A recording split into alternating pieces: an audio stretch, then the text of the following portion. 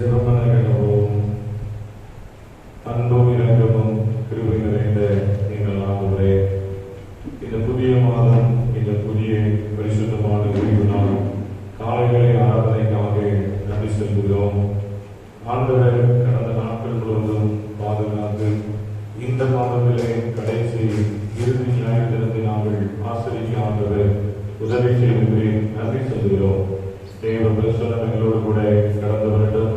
இந்த ஆராதனையில் பாடுகிற பாடல், தியானிக்கிற வேத வசனம், ஆண்டவருடைய சமூகத்திலே அர்ப்பணிக்கிற அருமையான பிள்ளைகள் அனைத்தும் ஆசீர்வாதமாக இருக்க ஆண்டவர் திருவிழால் கர்த்தருக்கு கொடுக்கிற காணிக்கை பகுதியையும் கர்த்தர் ஆசீர்வாதமாக நிறைவான நன்மையாலும் கர்த்தர் சிறப்புப்படியாக ஜெபிக்கிறோம். தொடர்ந்து தேவ வழி நடத்துங்க, ஆசீர்வதிங்க. இயேசு கிறிஸ்துவின் மூலம் ஜெபிக்கிறோம் எங்கள் ஜீவனுள்ள நல்ல பிதாவே. யாவரும் எழுந்து நின்று முன்பவனை கீதமாக ஆராதனை கீதங்கள் 398 கீதங்களும் கீர்த்தனைகளும் இரண்டை பாடுவோம். உம்மை துதிக்கிறோம் யாவுக்கும் வல்ல பிதாவே என்ற பாடல். ஆராதனை கீதங்கள் 398 கீதங்களும் கீர்த்தனைகளும் 2 பாமாலை இரண்டை பாடுவோம்.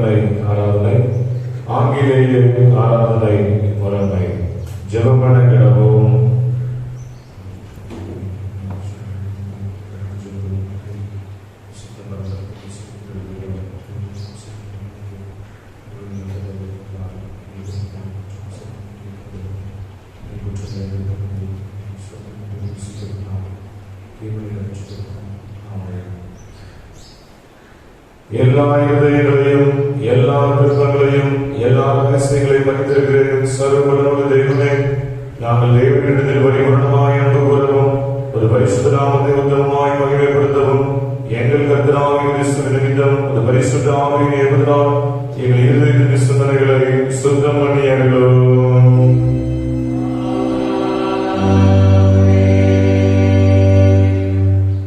தேவன் திருவிழம் பற்றி சொல்லிய வார்த்தைகளாவன, உன் தேவனாகிய கர்த்தர் நானே, என்னையின்றி உனக்கு வேறு தேவர்கள் உண்டாயிருக்க வேண்டாம்.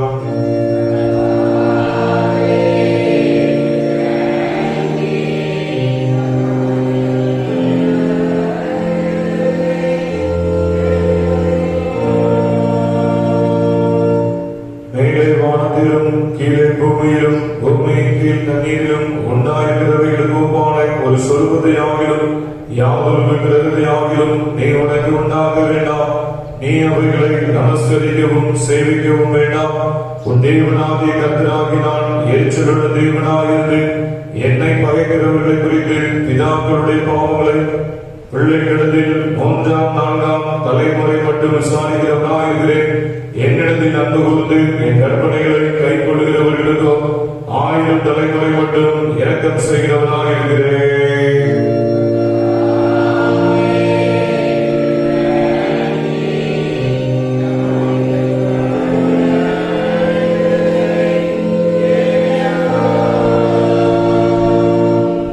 உன் தேவனாகிய கர்த்தருடைய நாமத்தை வீணிலே வணங்காதிருப்பாயாக. கர்த்தர் தமது நாமத்தை வீணிலே வணங்குகிறவர்களை தண்டியாமல் விடார்.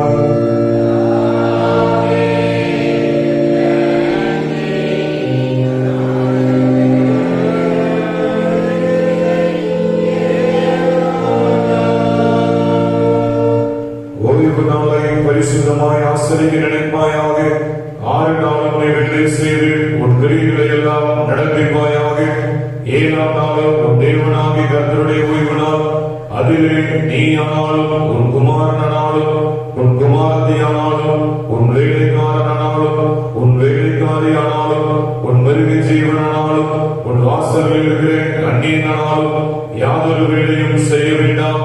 கர்த்தர் 6 நாளைக்குள்ளே வானத்தையும் பூமியையும் சமுத்திரத்தையும் அவைகள் எல்லாவற்றையும் உண்டாக்கி 7ஆம் நாளிலே ஓய்ந்திருந்தார். ஆகையால் கர்த்தர் 7ஆம் நாளை ஆசீர்வதித்து அதை பரிசுத்தமாக்கினார்.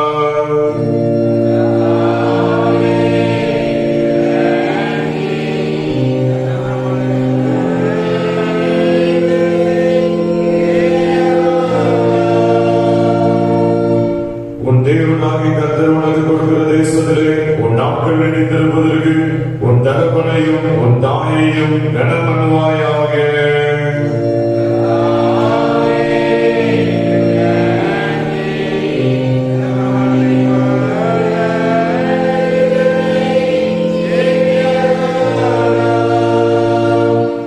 கொலை செய்யாதிருப்பாயாக.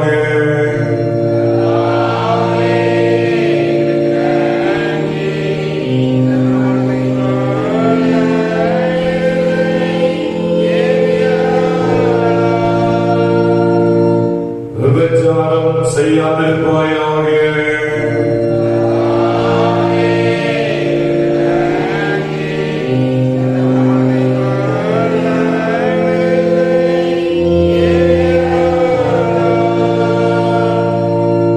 களவு செய்யாதிருப்பாயாக.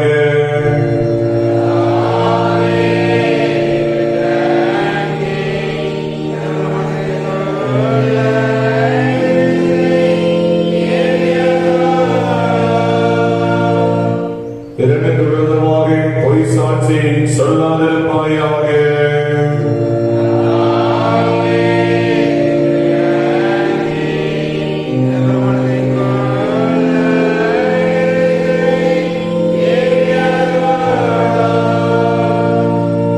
பிறனுடைய வீட்டை இச்சையாதிருப்பாயாக. பிறனுடைய மனைவியையும் அவனுடைய வேலைக்காரனையும் அவனுடைய வேலைக்காரியையும் அவனுடைய இருதையும் அவனுடைய கழுதையையும் இன்னும் பிறனுக்குள்ள யாவற்றையும் இச்சையாதிருப்பாயாக.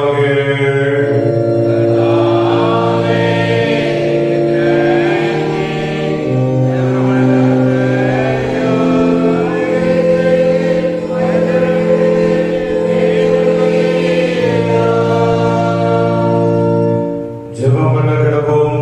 சீர்திருத்த ஞாயிறு, திருத்துவ திருநாளுக்கு பின் வரும் 19ஆம் ஞாயிறு, கடவுளின் ஆளுகை, நீதியும் சமாதானமும் அகிலம் முழுவதையும் ஆளுகை செய்கின்ற அன்பு பிதாவே, நீர் எங்களுக்கு தந்துள்ள சீர்திருத்த திருச்சபைகளுக்காக உமக்கு நன்றி கூறுகின்றோம்.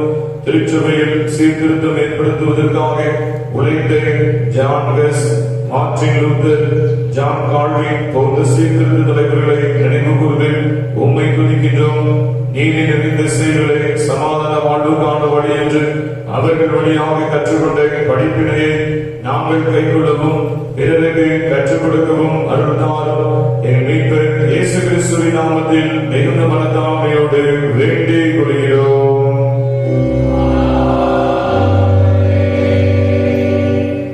சபையார் அமர்வோம். நிருபவாக்கியம் வாசிக்கிறோம்.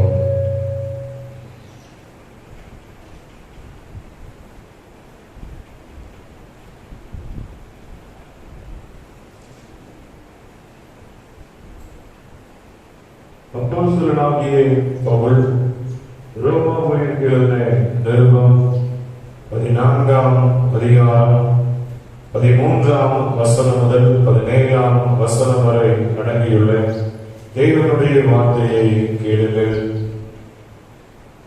ரோமர் 14ஆம் அதிகாரம் 13ஆம் வசனம் முதல் 17ஆம் வசனம் வரை. இப்படி இருக்க நாம் இனிமேல் ஒருவரை ஒருவர் குற்றவாளிகள் என்று தீர்க்காதிருப்போமாக. ஒருவனும் தன் சகோதரனுக்கு முன்பாக தடுக்கலையும் இடரலையும் போடலாகாது என்று தீர்மானித்துக் கொள்ளுங்கள். ஒரு பொருளும் தண்ணீரை தீட்டுள்ளதில்லவென்று கர்த்தராகிய இயேசுவுக்குள் அறிந்து நிச்சயித்திருக்கிறேன். ஒரு பொருளை தீட்டுள்ளது என்று எண்ணிக்கொள்கிறவன் எவனோ அவனுக்கு அது தீட்டுள்ளதாக இருக்கும். போஜனத்தினாலே ஒரு சகோதரனுக்கு விசனம் உண்டாக்கினால் நீ அன்பாய் நடக்கிறவன் அல்ல, அவனை உன் போஜனத்தினாலே கெடுக்காதே. கிறிஸ்து அவனுக்காக மரித்தாரே, உங்கள் நன்மை தூஷிக்கப்பட இடக்கூடாதிருங்கள். தேவனுடைய ராஜ்யம் புசிப்பும் குடிப்பும் அல்ல, அது நீதியும் சமாதானமும் பரிசுத்த ஆவியினால் உண்டாகும் சந்தோஷமாய் இருக்கிறது என்பது பாடம் முடிந்தது.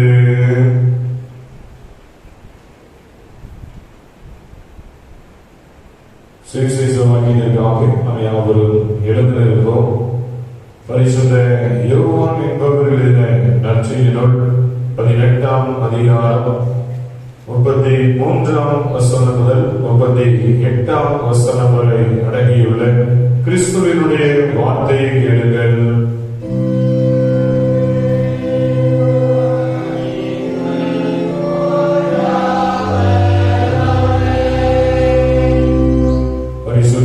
யோவான் என்பவர் எழுதின நற்செய்தி நூல் 18ஆம் அதிகாரம் 33ஆம் வசனம் முதல்.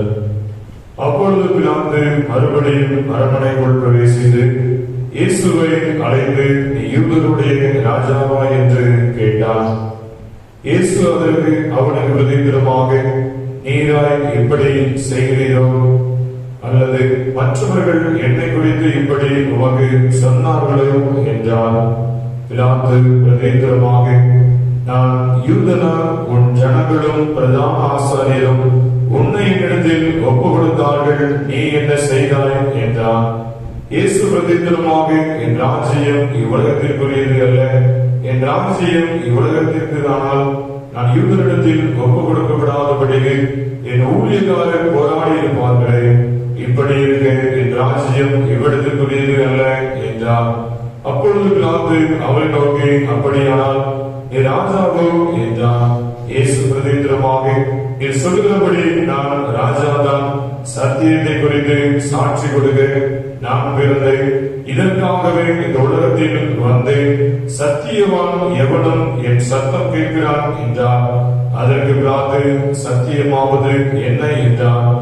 மறுபடியும் அவன் யூதர்களிடத்தில் வெளியே வந்து, நான் அவனிடத்தில் ஒரு குற்றமும் காணேன் என்றார் என்பது. இது கிறிஸ்துவின் வாழ்வு தரும் நற்செய்தி.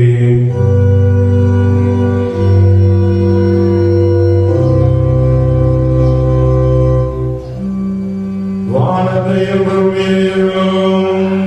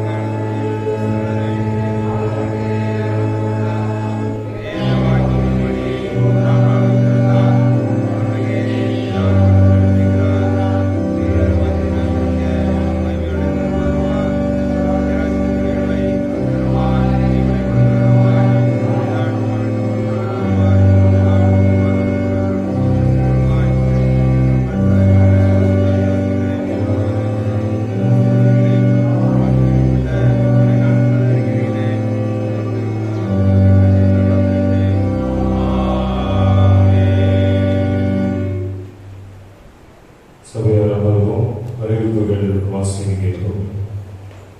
கிறிஸ்துவுக்கு மிகவும் பிரியமானவர்களே, ஆண்டவராகிய இயேசு கிறிஸ்துவின் விலையேறப்பெற்ற நாமத்தினாலே பரிசுத்தமான ஓய்வு நாள் காலை வேளை ஆராதனையிலே பங்கு பெறும்படியாக வருகை தந்திருக்கிற அனைவரையும் அன்போடு கூட வாழ்த்து வரவேற்கிறேன். கிருபையும் சமாதானமும் உங்கள் அனைவருடைய வாழ்க்கையிலையும் அனுதினமும் உண்டாவதாக என்று அன்போடு கூட வாழ்த்துகிறேன்.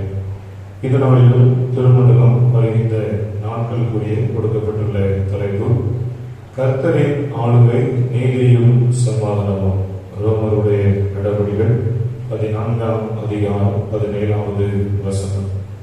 தேவனுடைய ராஜ்யம் ருசிக்கும் குடிப்பும் அல்ல, அது நீதியும் சமாதானமும் பரிசுத்த ஆவியினால் உண்டாகும் சந்தோஷமாய் இருக்கிறது. ரோமர் 14:17வது வசனம். இப்பொழுது சிறு பிள்ளைகள் முன்பதாக வந்து திருவசனம் ஏற்படுவார்கள்.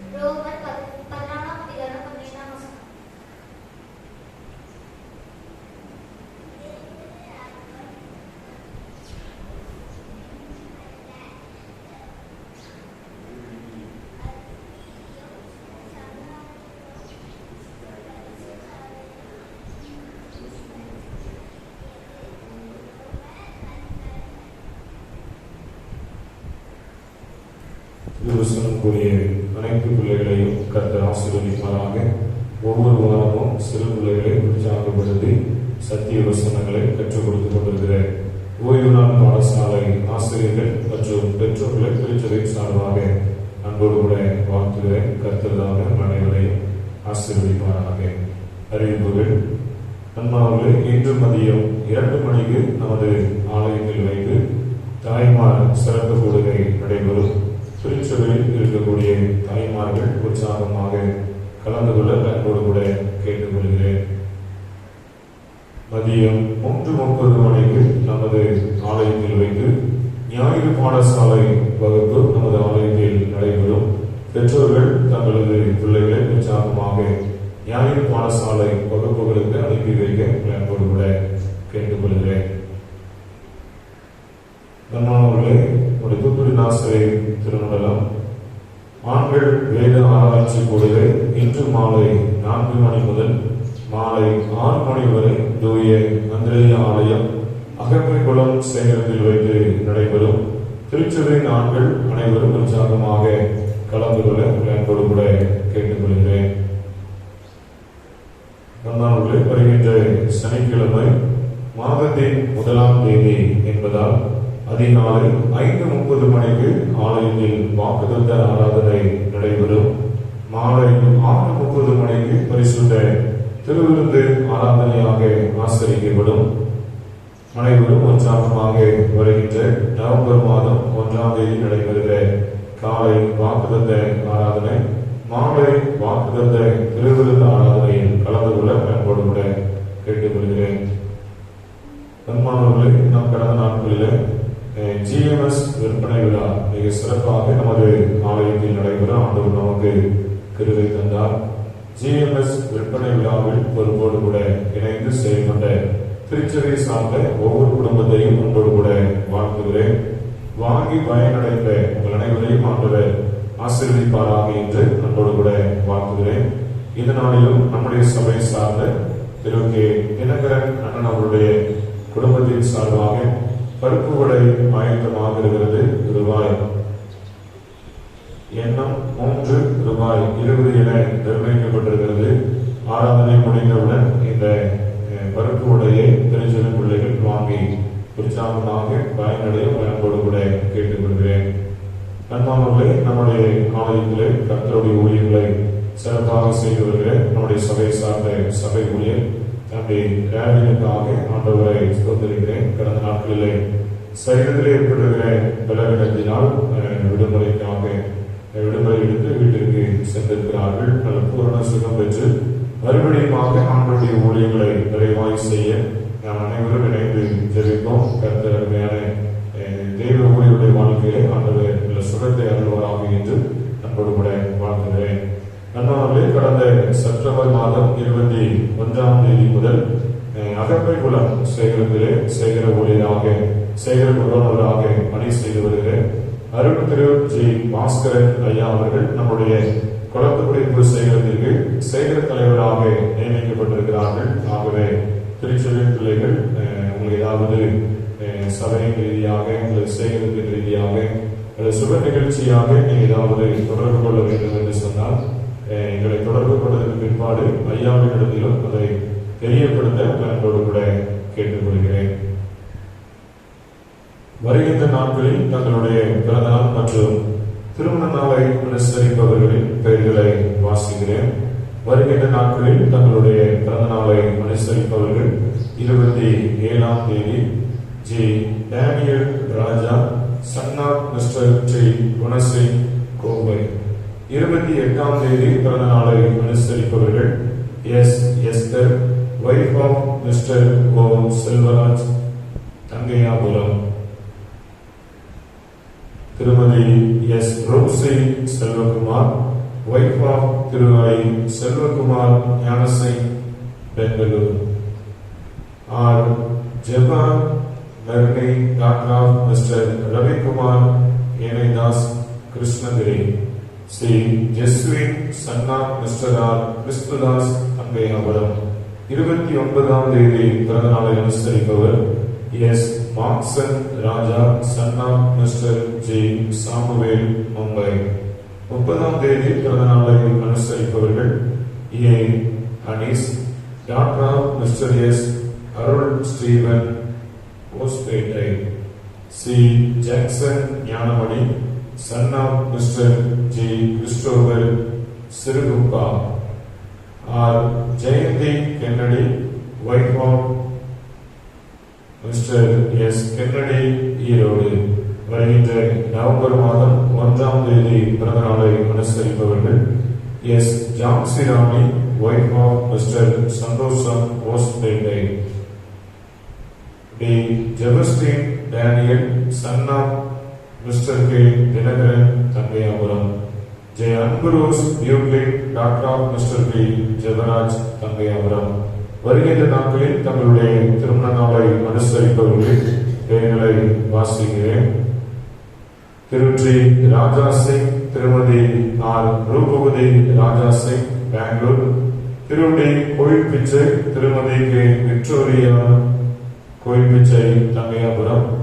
திருவை கோயில் பிச்சை, திருமதி கே அமுதா, கோயில் பிச்சை, சென்னை. பிறந்தநாள் மற்றும் திருமண நாள் அனுசரிக்கின்ற பிள்ளைகளுக்குரிய வாக்குத்தத்த வசனம் யோசுவா 1ஆம் அதிகாரம் 5வது வசனம். நீ உயிரோடு இருக்கும் நாளெல்லாம் ஒருவரும் உனக்கு முன்பாக எதிர்த்து நிற்பதில்லை. நான் மோசையோடு இருந்தது போல உன்னோடு இருப்பேன். நான் உன்னை விட்டு விலகுவதும் இல்லை, உன்னை கைவிடுவதும் இல்லை. யோசுவா 1ஆம் அதிகாரம் 5வது வசனம். பிறந்தநாள் மற்றும் திருமண நாளை அனுசரிக்கின்ற பிள்ளைகளுக்காக யாவரும் அமர்ந்த வண்ணமாக தலைகளை தாழ்த்தி ஜெபம் செய்வோம்.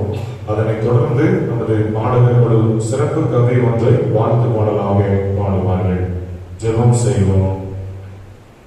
அன்பும் இரக்கமும் கிருபை நிறைந்த எங்கள் ஆண்டவரே, வருஷத்தையும் நன்மையால் கொடை சூற்றுகின்றவரை உமக்கு நாங்கள் நன்றி சொல்கிறோம். வருகின்ற நாட்களில் தங்களுடைய பிறந்தநாள் மற்றும் திருமண நாளை ஆசரிக்கின்ற திருச்சபை சார்ந்த அன்பு பிள்ளைகளுக்காக ஜெபிக்கிறோம். உள்ளூர் மற்றும் வெளிநாடுகளில் வசித்து வருகிற பிள்ளைகளை கர்த்தர் ஆசீர்வதிப்பீராக. நீ உயிரோடு இருக்கும் நாளெல்லாம் ஒருவரும் உனக்கு முன்பாக எதிர்த்து நிற்பதில்லை. நான் மோசையோடு இருந்தது போல உன்னோடும் இருப்பேன். நான் உன்னை விட்டு விலகுவதும் இல்லை, உன்னை கைவிடுவதும் இல்லை என்று ஆண்டவர் மோசைக்கு ஆண்டவர் கொடுத்த ஆசீர்வாதம் வாக்குத்தத்தத்தின்படி யோசுவாவுக்கும் ஆண்டவர் ஆசீர்வாதத்தை கர்த்தர் கொடுத்து இந்த நாளிலும் ஆண்டவரே தலைமுறையாக இந்த திருச்சபையிலே ஏறெடுக்கப்படுகிற ஜனங்கள் இல்லற வாழ்க்கைகள் குடும்பங்கள் இனிதே ஆசீர்வாதமாக இருக்க ஆண்டவர் உதவி செய்யும்படியாக ஜெபிக்கிறோம். இந்த புதிய வருடம் அருமையான பிள்ளைகளுக்கு நல்ல ஒரு ஆசீர்வாதமான ஒரு ஆண்டாக இருக்க கர்த்தர் உதவி செய்யும்படியாக ஜெபிக்கிறோம். தொடர்ந்து தேவன் வழிநடத்துங்க. பரிசுத்த ஆலயத்திலிருந்து திருச்சபையாக இணைந்து நாங்கள் ஊழியர்களாக வாழ்கிறோம்.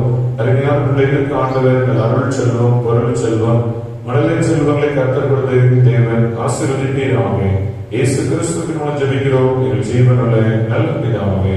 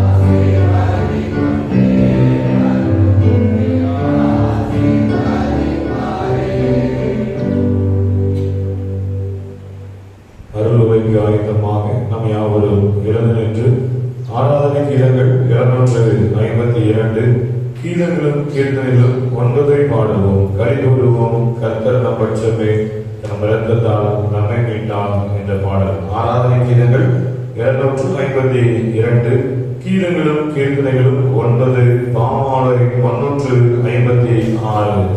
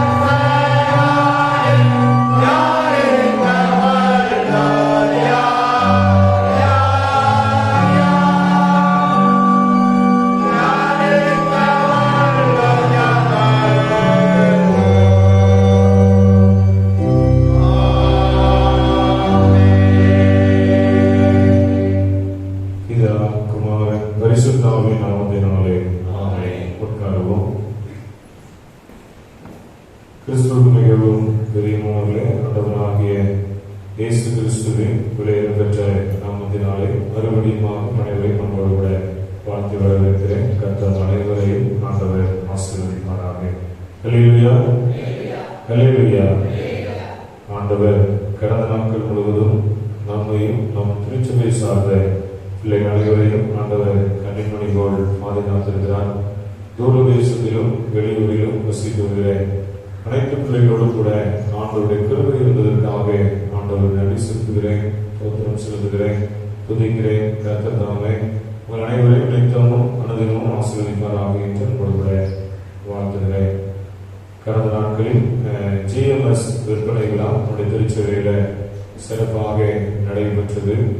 நல்ல ருசியுள்ள பதார்த்தங்கள், உணவுப் பொருட்களை ஆயத்தம் செய்திருக்கிறீர்கள். உங்கள் அனைவருக்கும் நன்றிகளை தெரிவித்துக் கொள்கிறேன். இந்த நாளிலும் நம்முடைய திருச்சபை மூலமாக GMS ஊழியர்களுக்கு உதவி செய்கிற ஒத்தாசையாக இருந்து வருகிற உங்கள் அனைவரையும் ஆண்டவர் ஆசீர்வதிப்பாராக. இந்த ஆராதனை முடிந்தவுடன் அனைவருக்கும் என்ன இருக்கு? பருப்பு கூட பரவாயில்ல, உற்சாகமா சொல்றீங்கன்னா சரி, அப்ப நல்லா கவனிச்சிருக்கிறீங்கன்னு சொல்லி தெரியும். அதனால ஆண்டவர் நன்றி செலுத்துகிறேன். உற்சாகமாக வாங்கி நம்ம என்ன செய்யணும்? பயனடை. கடைக்கு போனா பருப்போட 10 ரூபாய், இங்க நமக்கு 3 வரும் 20 ரூபாய். அப்போ பாருங்க, ஆண்டவர் நமக்கு மிகுந்த ஆசீர்வாதத்தை என்ன செஞ்சிருக்கிறார், கொடுத்திருக்கிறார். கடையில 20 ரூபாய் தாவே 3 வடை தான் கேட்டா என்ன செஞ்சிருவான்? நீ வடையை வாங்கினா போயிட்டு வான்னு சொல்லுவான். ஆனா நம்ம திருச்சபை பிள்ளைகள் பாருங்க, நம்ம மீது அன்பு கூர்ந்து 3 வடை 2+1, அதாவது 2 வடை வாங்கினா 1 வடை ஃப்ரீ, அப்படியே 20 ரூபாய்க்கு உங்களுக்கு மனப்பூர்வமாக கொடுத்துருக்குறாங்க. உற்சாகமா வாங்கி பயனடைய கர்த்தர் அனைவரையும் ஆண்டவர் ஆசீர்வதிப்பாராக. அதனால ஒரு அறிவிப்பை சொல்ல மறந்துவிட்டேன். தோத்திர காணிக்கை, அதாவது ஆலயத்துல கவர் காணிக்கை கொடுக்கிறோம். தோத்திர காணிக்கை படைக்கிறவங்க முன்பதாக என்ன செஞ்சீங்க, வச்சுட்டு போனீங்க. என்ன செய்யுங்க, காணிக்கை பாடல் வேலை வரும் இல்லையா, அந்த காணிக்கை பாடல் பாடும்போது பை காணிக்கை சேகரிக்கப்படும். அதற்கு பிற்பாடு என்ன செய்யுங்க, தோத்திர காணிக்கை படைக்கிறவங்க முன்பதாக, அதாவது ஆற்றண்டையில முழங்கால் படையிட்டு என்ன செய்யுங்க, ஆண்டவருடைய சமூகத்துல நன்றி காணிக்கையை செலுத்துங்க. எந்த ஊழியர்கள் இருந்தாலும் உங்களுக்காக ஜெபித்து காணிக்கை என்ன செய்வாங்க, பெற்றுக்கொள்வாங்க. வெறுமனையே நாம என்ன செய்ய வேண்டாம், வைக்க வேண்டாம். ஒருவேளை அது உங்களுடைய பாரம்பரியமா இருந்தாலும் கூட தவறுதலுக்கு நீங்க என்ன செய்யுங்க, மன்னிச்சுடுங்க. ஒரு ஆலோசனையா தான் என்ன செய்யறேன் சொல்லுங்க. உங்களுக்கு விருப்பம் இருந்தா ஆலயத்துல கிராதியண்டையில முழங்கால் படிக்கிட்டு ஜெபித்து நன்றி உள்ளத்தோடு என்ன செய்யுங்க, படைங்க. ஊழியர்களும் உங்களை ஜெபித்து உங்களுக்கு வேண்டிய ஆசீர்வாதங்களுக்காக ஜெபித்து நன்றி காணிக்கை என்ன செய்வாங்க, பெற்றுக்கொள்வாங்க. இதுல ஏதாவது கஷ்டம் இருக்கா? இல்ல. இதுல வைக்கிறவங்க இன்னொரு 4 ஸ்டெப்பும் என்ன செஞ்சிடலாம், முன்பதாக வைக்கலாம். ஒருவேளை உங்களுக்கு முன்னாடி வர முடியலன்னா நீங்க சொல்லுங்க, நானும் கூட என்ன செஞ்சிடலாம், உங்க இடத்துக்கு கூட என்ன செய்யணும், பெற்றுக்கொள்ளணும். அப்படி வைத்து பயனடைங்க. கர்த்தர் அனைவரையும் ஆண்டவர் ஆசீர்வதிப்பார். இந்த நாளிலும் நாம் தியானிக்கும்படியாக கொடுக்கப்பட்டுள்ள தலைப்பு கர்த்தரின் ஆளுகை, நீதியும் சமாதானமும். தியான வசனம் ரோமர் 14ஆம் அதிகாரம் 17வது வசனத்தை எடுத்தவர்கள் வாசிக்கிறோம்.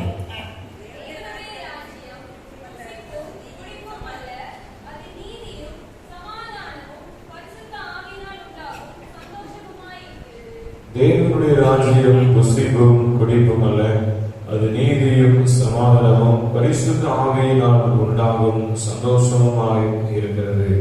அமர்ந்த வண்ணமாக தலைமை தாழ்த்தி ஜெபம் செய்வோம். இரக்கத்தில் ஐஸ்வர்யம் உள்ள எங்கள் அன்பின் ஆண்டவரே, இந்த புதிய நாள் காலை வேளைக்காக நன்றி செலுத்துகிறோம். கர்த்தரின் ஆளுகை, நீதியும் சமாதானமும் பரிசுத்த ஆவியினால் உண்டாகும் சந்தோஷமாக இருக்கிறது என்று ஆண்டவரே, எங்களுடைய வாழ்க்கையில் நீதியில் பிரியப்படுகின்ற ஆண்டவர், எங்களுடைய வாழ்க்கையிலே சமாதானத்தை விதைக்கின்ற ஒரு ஆண்டவராக, சந்தோஷத்தை எங்களுடைய அன்றாட வாழ்க்கையில் தருகின்ற ஒரு தேவனாக கருதுகிறதற்கு நன்றி செலுத்துகிறோம். ஒவ்வொரு பிள்ளைகளையும் இந்த வேத வசனத்தின் மூலம் ஆண்டவர் ஆசீர்வதிப்பீராக, வழிநடத்துவீராக. அருமையான பிள்ளைகளுக்கு வேண்டிய சமாதானத்தையும் சந்தோஷத்தையும் அனுதினமும் ஆண்டவர் வேத வசனங்களின் மூலமாக கர்த்தர் தந்துள்ளபடியாக ஜெபிக்கிறோம். இயேசு கிறிஸ்துவின் மூலம் ஜெபிக்கிறோம் எங்கள் ஜீவனுள்ள நல்ல பிதாவே, ஆமென். ஹல்லேலூயா. கர்த்தரின் ஆளுகை. ஆளுகைனா என்ன? ஆளுகை கேள்விப்பட்டிருக்கிறீங்களா? சரி, நிறைய சொல்லுவீங்க. வீட்டிற்கு அருகாமையில ஒரு நிலம் இருக்குன்னு வைங்களேன். அதாவது வழக்கமா எல்லாருமே எப்படி அடைப்பாங்கன்னு பார்த்தீங்கன்னா, நம்ம இடத்தை விட்டு வழக்கமா ஒரு அடி தள்ளி தானே செய்வாங்க, அடைப்பாங்க. கேள்விப்பட்டிருக்கீங்களா? கேள்விப்பட்டிருப்போம். ஏன்னா நாம அடைச்சிருப்போம் தானே, அடைக்கவே மாட்டீங்களா? சரி, எங்க திருச்சபை பிள்ளைகள் கர்த்தரால் ஆசீர்வதிக்கப்பட்டவர்கள். நாங்க வேணா மற்றவங்க விட்டு கொடுப்போமே தவிர மற்றவங்க பொருளை ஒரு நாள் நம்ம என்ன செய்ய மாட்டோம், சொல்லுங்க, அபகரிக்க மாட்டோம். அப்படிதானே? அப்படி ஆளுகை, அதாவது இன்னைக்கு மனுஷனானவர் பூமியில பார்த்தீங்கன்னா அநேக பொருள் மீதும் செல்வத்தின் மீதும் அநேகர் நம்ம என்ன செய்யறோம், ஆசைப்படுறோம். ஆசைப்படுறோமா இல்லையா? ஆசைப்படுறோம். சும்மா இருக்கிறாங்க இல்லைன்னு சொல்றதுக்கு நல்லா இருக்கும். யாராவது ஒரு கோடி ரூபாய்க்கு பணம் தந்தா நீ வேண்டாம்னு சொல்லிட்டு போவீங்களா? சொல்லி கூட வந்து இருந்தா தந்துட்டு போறேன்னு சொல்லுவீங்களே தவிர எனக்கு வேண்டாம் சொல்லி நீங்க சொல்றதுக்கு யாருக்கு என்ன இருக்காது, மனசு இருக்காது. அப்படி இன்னைக்கு உலகத்துல மனுஷனானவனை குறித்து பாருங்க, அநேக பொருட்களை ஆளணும், ஆசீர்வாதமா பெற்றுக்கொள்ளணும்னு சொல்லி நினைக்கிறோம். ஆனா அதற்கான முயற்சிகளை நீங்க அனைவரும் என்ன செய்வதில்லை, எடுப்பதில்லை. நீங்க ஆண்டவருடைய ஆளுகை குறித்து பாருங்க. இன்னைக்கு ஒரு சமுதாயத்தில் ஒரு தலைவர் இருக்கிறாங்கன்னா இன்னைக்கு அனைவரும் சொல்லுவோம், நீங்களே எல்லாத்தையும் என்ன செய்யுங்க, ஆண்டு கொள்ளுங்க, நீங்களே என்ன செய்யுங்க, ஆளுங்க, மற்றவங்களுக்கு நீங்க எழுதிடாதீங்க, விட்டு கொடுத்துடாதீங்கன்னு சொல்லி இன்னைக்கு அனைவரும் என்ன செய்வது உண்டு, சொல்வது உண்டு. இயேசுவானவர் பாருங்க, இந்த உலகத்துல மனுஷனா பிறந்தாரு. எத்தனை வருஷங்கள் ஆண்டவர் உலகத்துல வாழ்ந்தாரு? 23 வருஷமா?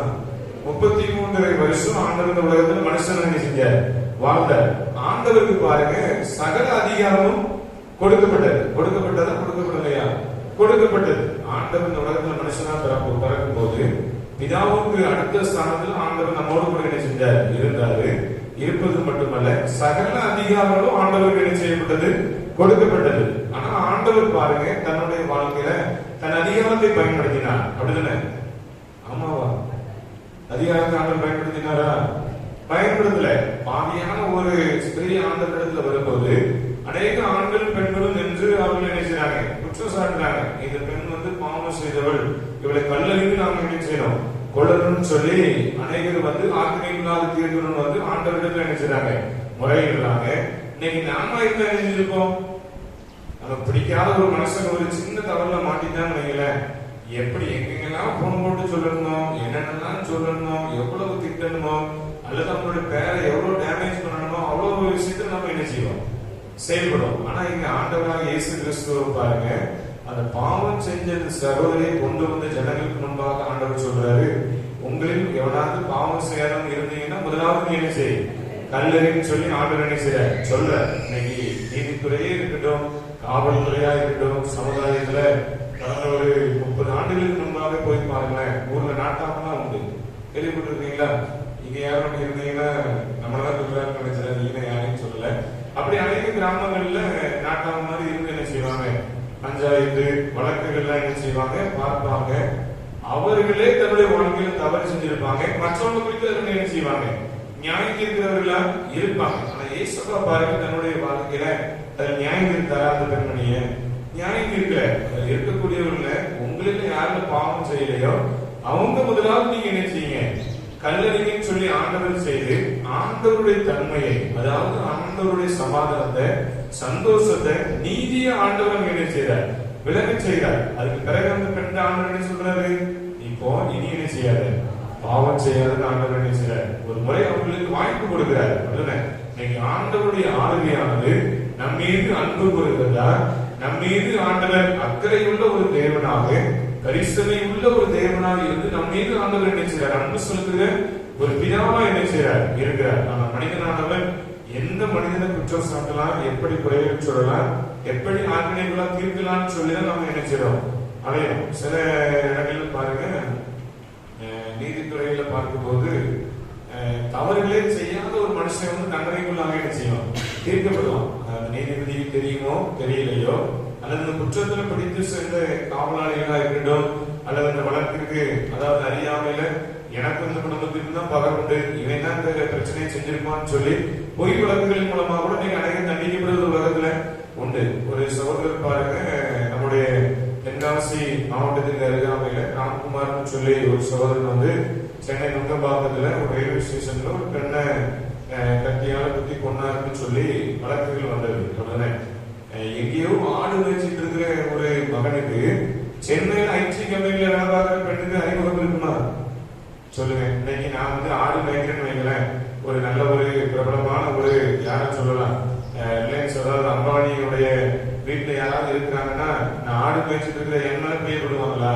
பிரியப்பட மாட்டாங்க. அப்படி ஒரு ஐடி துறையில பாருங்க பணி செய்யற ஒரு பெண் இங்க எங்கேயோ ஒரு கிராமத்துல ஆடு மேய்ச்சி கொண்டிருக்கிற ஒரு சகோதரன், அந்த சகோதரனுக்கும் இதுக்கும் எந்த விதமான சம்பந்தமும் இருக்குமா இல்லையான்னு சொல்லி கடவுளுக்கு தான் என்ன செய்யும் தெரியும். இந்த சகோதரன் பாருங்க ஏதோ ஒரு நிறுவனத்துல பணிபுரிந்துட்டு விடுமுறைக்கு என்ன செய்யறான், வீட்டுக்கு போறான். அந்த குற்றத்தை கண்டுபிடிக்க முடியாத ஒரு சூழ்நிலையா, இல்ல உண்மையிலே அந்த சகோதரன் தான் செஞ்சிருந்தானா அல்லது அவன் மீது பொய் வழக்குகள் தொடரப்பட்டதான்னு சொல்லி தெரியல.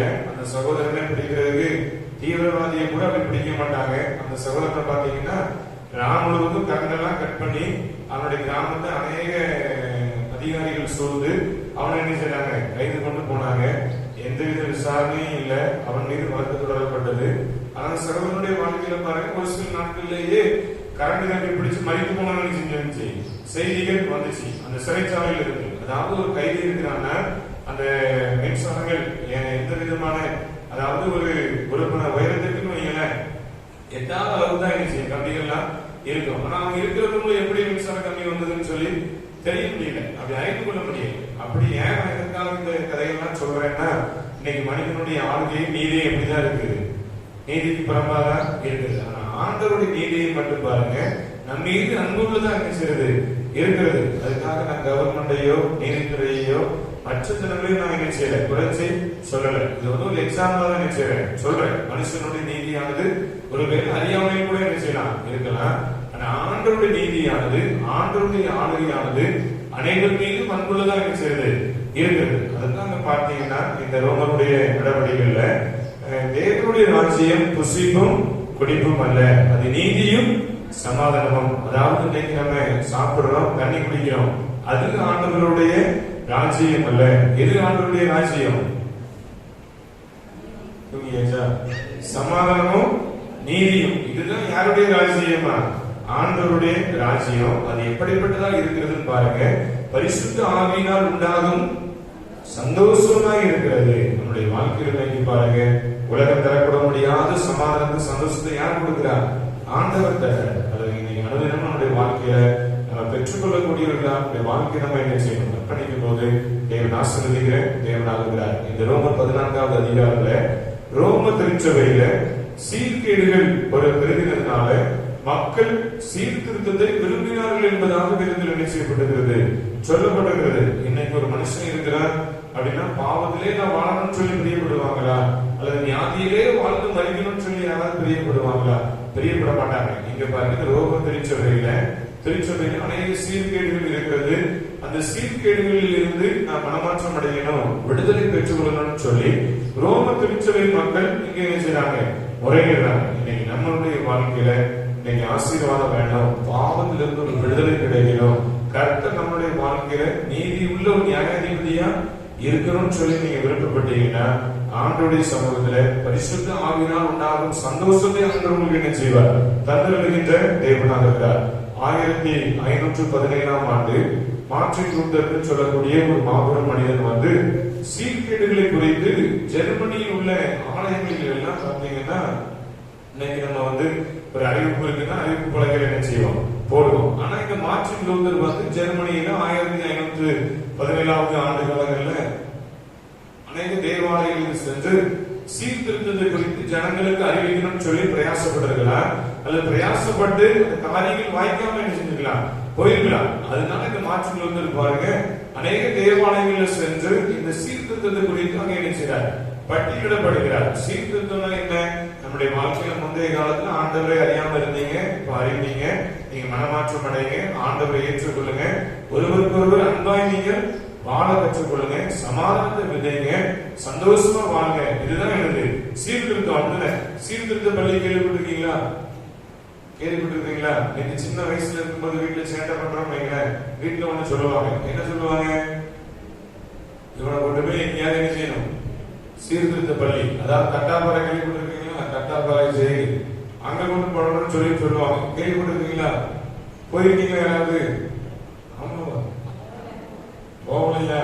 இதுக்கு என்ன ஆமான்னு சொல்றீங்களா? சரி, பரவாயில்ல. அப்படி அந்த சீர்திருத்த பள்ளி, அதாவது தட்டாப்பாறை அப்படின்னு சொன்னாலே சிறு வயதுல தவறு செய்கிற சிறார், அதாவது சிறார் பள்ளின்னு சொல்லுவாங்க. அந்த சிறுவர்களை கொண்டு போடுவாங்க. அங்க உள்ள நடவடிக்கை அதாவது ஸ்ட்ரிக்டா இருக்கும். அதை பார்த்து அந்த சகோதரன் புரிந்து கொள்ளுவானா, இதற்கு நம்ம வெளியே இருந்து தவறே செய்யாம நம்ம இருந்திருக்கலாம், இருந்திருக்கலாம்னு சொல்லி தன்னுடைய வாழ்க்கையை என்ன செய்வானா அர்ப்பணிப்பான். அதற்காக ஏற்படுத்தப்பட்டதா சீரார் பள்ளி, சீர்திருத்த பள்ளி, இந்த கட்டாப்பறையில் அமைந்துள்ள சிறுவர்களுக்கான சிறைச்சாலை. அப்படி பாருங்க, நம்முடைய வாழ்க்கையில் ஆண்டவர் அநேக எல்லாவற்றையும் நமக்கு அனுமதித்திருக்கிறார். எல்லாவற்றையும் வாழ்ந்து நம்முடைய வாழ்க்கையில் பாவத்தை விட்டு விலகுவதற்கான வழிமுறைகளை ஆண்டவர் என்ன செஞ்சிருக்கிறார், கொடுத்திருக்கிறார். அந்த மாற்றி லூத்தர் பார்த்தீங்கன்னா இன்னைக்கு என்ன நியாயம் நாம் அனுசரிக்கிறோம்? சீர்திருத்த பள்ளியா நியாயம், சீர்திருத்த நியாயம் நாம் என்ன செய்யறோம், ஆசரிக்கிறோம். இந்த அக்டோபர் மாதம் 31ஆம் தேதி இந்த மார்ட்டின் லூத்தர் இந்த மாபெரும் பணியை என்ன செஞ்சாராம், செய்தார். அதை நினைவு கூறும்படியாக தான் தென்னிந்திய திருச்சபை நமக்கு இந்த வாரங்கள்ல சீர்திருத்த ஞாயிறு சொல்லி நமக்கு தலைப்பு கொடுத்து தியானிக்க ஆண்டவர் நமக்கு என்ன செஞ்சிருக்கிறார், உதவி செய்திருக்கிறார். அப்ப ஞாபகம் வச்சிருப்பீங்களா? கடந்த நாட்கள்ல வரும்போது முதியோர் ஞாயிறை குறித்து நாம என்ன செஞ்சோம், தியானிச்சோம். அந்த தினங்கள்லாம் ஞாபகம் இருக்கா? ஞாபகம் இல்லை. கடந்த வாரம் தியானிச்ச வசனமாக ஞாபகம் இருக்கா? ஞாபகம் இல்லை. இப்ப சொன்ன வசனமாக ஞாபகம் இருக்கா? ஞாபகம் இல்லை. இருக்கா? சரி, பரவாயில்ல, சந்தோஷம். அப்படி நம்மளுடைய வாழ்க்கையில அந்தந்த தினங்களை எல்லாம் அந்தந்த மாதத்துல நம்ம நினைவு செய்யறோம். சரி, கடந்த மாதத்துல ஆசிரியர் தினம் அனுசரிச்சோம். ஞாபகம் இருக்கா? ஆசிரியர் ஞாயிறு அனுசரிச்சீங்களா? என்னைக்கு ஆசிரியர் ஞாயிறு? நவம்பர் 10, செப்டம்பர் 5 ஆசிரியர் தினமா நம்ம என்ன செஞ்சோம், ஆசிரிச்சோம். எதுக்கு இந்த தினங்கள் எல்லாம் நம்ம சொல்றோம்னா, இன்னைக்கு உலகத்துல கடந்த வருடம் திருமணம் ஆயிருக்கும். இன்னைக்கு கேட்டா நமக்கு திருமணம் மறந்துருது. அதெல்லாம் நீங்க மறக்க கூடாதுன்னு சொல்லிதான் ஒவ்வொரு வாரமும் உங்களுக்கு ஒவ்வொரு ஞாயிறா என்ன செய்யப்படுகிறது, ஆசிரியப்படுகிறது. அப்படியாவது வருஷத்துல ஒரு முறையாவது திருமணத்தை கனப்படுத்துதல் கேள்விப்படுறீங்களா? தலைப்பா திருமணத்தை கேள்விப்படுறீங்களா? கேள்விப்படுகிறோம். திருமணத்தை கனப்படுத்துதல், வாலிபர் ஞாயிறு, பெண்கள் ஞாயிறு, பெண்களை எல்லாம் நினைவு கூறணும், முதியோர்களை எல்லாம் கனப்படுத்தணும்னு சொல்லிதான் இந்த ஞாயிறுகள் என்ன செய்யப்படுகிறது, கொடுக்கப்படுகிறது. நம்ம அப்படி வாழ்க்கையில நம்மளுடைய தலைப்பெல்லாம் கொடுக்கல அப்படின்னா ஒரு முறை கூட நம்ம முதியோர்கள் நம்ம நினைக்க மாட்டோம். நினைச்சு பாருங்க, மாட்டோம். நான் ஆண்டவர் பாருங்க, நம்மளுடைய வாழ்க்கையில இந்த அக்டோபர் 31ஆம் தேதி மாபெரும் சீர்திருத்த ஒரு தினமாக ஆசரிப்பதற்கு இந்த மார்ட்டின் லூத்தரை கொண்டு ஆண்டவர் அநேக திட்டங்களை என்ன செஞ்சிருக்கிறார், ஏற்படுத்தி கொடுத்திருக்கிறார். இந்த நாளிலும் உலக பிரகாரமாக அநேக காலங்களை குறித்து பார்க்கும்போதும் கடவுளுடைய ஆளுகை எப்படிப்பட்டது என்று சொல்லி வேதத்துல 3 காரியங்களை சுருக்கமாக கற்றுக் கொடுக்க விருப்பப்படுகிறேன். முதலாவதாக ஞாயிறாகமத்தின் புஸ்தகம் 7ஆம் அதிகாரம் 1வது வசனம் முதல் 7ஆம் வசனம் வரை பார்க்கும்போது கடவுளின் ஆளுகையில் விடுதலை. சொல்லுங்க பாப்போம். கடவுளின் ஆளுகையில் விடுதலை. இன்னைக்கு நம்மளுடைய வாழ்க்கையில் என்னது வேணும்? விடுதலை வேணும். எல்லாருடைய வாழ்க்கையில விடுதலை இருக்கா? சத்தம் இல்லையே. இன்னைக்கு அநேகத்தை கேட்டா சொல்லுவாங்க, என்னைக்கு என் கணவருக்கு எனக்கு விடுதலை கிடைக்கும்னு தெரியல, என்னைக்கு என் பிள்ளைகளுக்கு எனக்கு விடுதலை கிடைக்கும்னு தெரியல, என்னைக்கு என் வாழ்க்கையில் இப்படிப்பட்ட பாடுகளில் இருந்து விடுதலை கிடைக்கும்னு தெரியல, என்னுடைய வாழ்க்கையில் எப்படி என்னைக்கு என்னுடைய வாழ்க்கையில இந்த நெந்தையிலிருந்து விடுதலை கிடைக்கும் சொல்லி தெரியலன்னு சொல்லி அநேக செய்வது உண்டு, சொல்வது உண்டு. அநேக பெற்றோர்கள் சொல்லுவாங்க, சிறு பிள்ளைங்க இருக்கும் போது, என்னைக்கு இந்த ஜனத்திலிருந்து எனக்கு விடுதலை கிடைக்க போகுதுன்னு தெரியல, என்னை எப்பவுமே என்ன செய்யுது, துன்பப்பட்டுட்டே இருக்கு, அல்லது சேட்டை பண்ணுது, ஊரில் அம்மா எல்லாம் என்ன செய்யுது, எழுந்துட்டு வருதுன்னு சொல்லி என்ன செய்வாங்க. அநேக பெற்றோர்கள் சிறு பிள்ளைகளை சத்தம் கொடுப்பது உண்டு. அப்படிதானே? இன்னைக்கு அப்படி நம்மளுடைய வாழ்க்கையில இன்னைக்கு நமக்கு ஒரு விடுதலை நம்முடைய வாழ்க்கையில தேவை. விடுதலை வேணும்னா வேணும். அப்படி என்னென்ன விடுதலை தான் உங்களுடைய வாழ்க்கையில நீங்க தேவைன்னு சொல்லி வந்திருக்கிறீங்களோ அந்த காரியத்துல கர்த்தர் உங்களுக்கு எல்லாவற்றிலும் ஆண்டவர் விடுதலை தர வல்லவராக இருக்கிறார். வேதத்துல பார்த்தீங்கன்னா பார்வோன்னு சொல்லி ஒரு மனுஷன் உண்டு. எகிப்துல ராஜாவா இருக்கிறது யாரு? பார்வோன் ஒரு அடிமைக்கான ஒரு ஆட்சி என்ன செய்யறாரு, செய்து கொண்டிருக்கிறார். கொடுங்கோல் ஆட்சி என்பதாக வேதத்தில் என்ன செய்யப்பட்டிருக்கிறது, வேதத்துல சொல்லப்பட்டிருக்கிறது. இந்த இஸ்ரவேல் ஜனங்களை பாருங்க, மிகவும் கொடுமையா அடிமைத்தனமா அவர் என்ன செய்யறாரு, நடத்துறாரு. ஆண்டவரை ஆராதிக்கிறதுக்கு எனக்கு இடம் கொடுங்க, ஆண்டவரை ஆராதிக்க வழி கொடுங்க, எங்களை ரொம்பவும் துன்புறுத்தாதீங்கன்னு சொல்லி இந்த இஸ்ரவேல் மக்கள் பாருங்க பார்வோனிடத்துல முறையிட்ட போது கூட இந்த பார்வோன் தன்னுடைய வாழ்க்கை என்ன செய்யற மனதிறங்கவே இல்ல. இன்னைக்கு அநேகர் சொல்லுவாங்க, நான் மன்னிச்சுட்டேன் ஆனா என்ன செய்ய மாட்டேன், மறக்க மாட்டேன்னு சொல்லுவாங்க.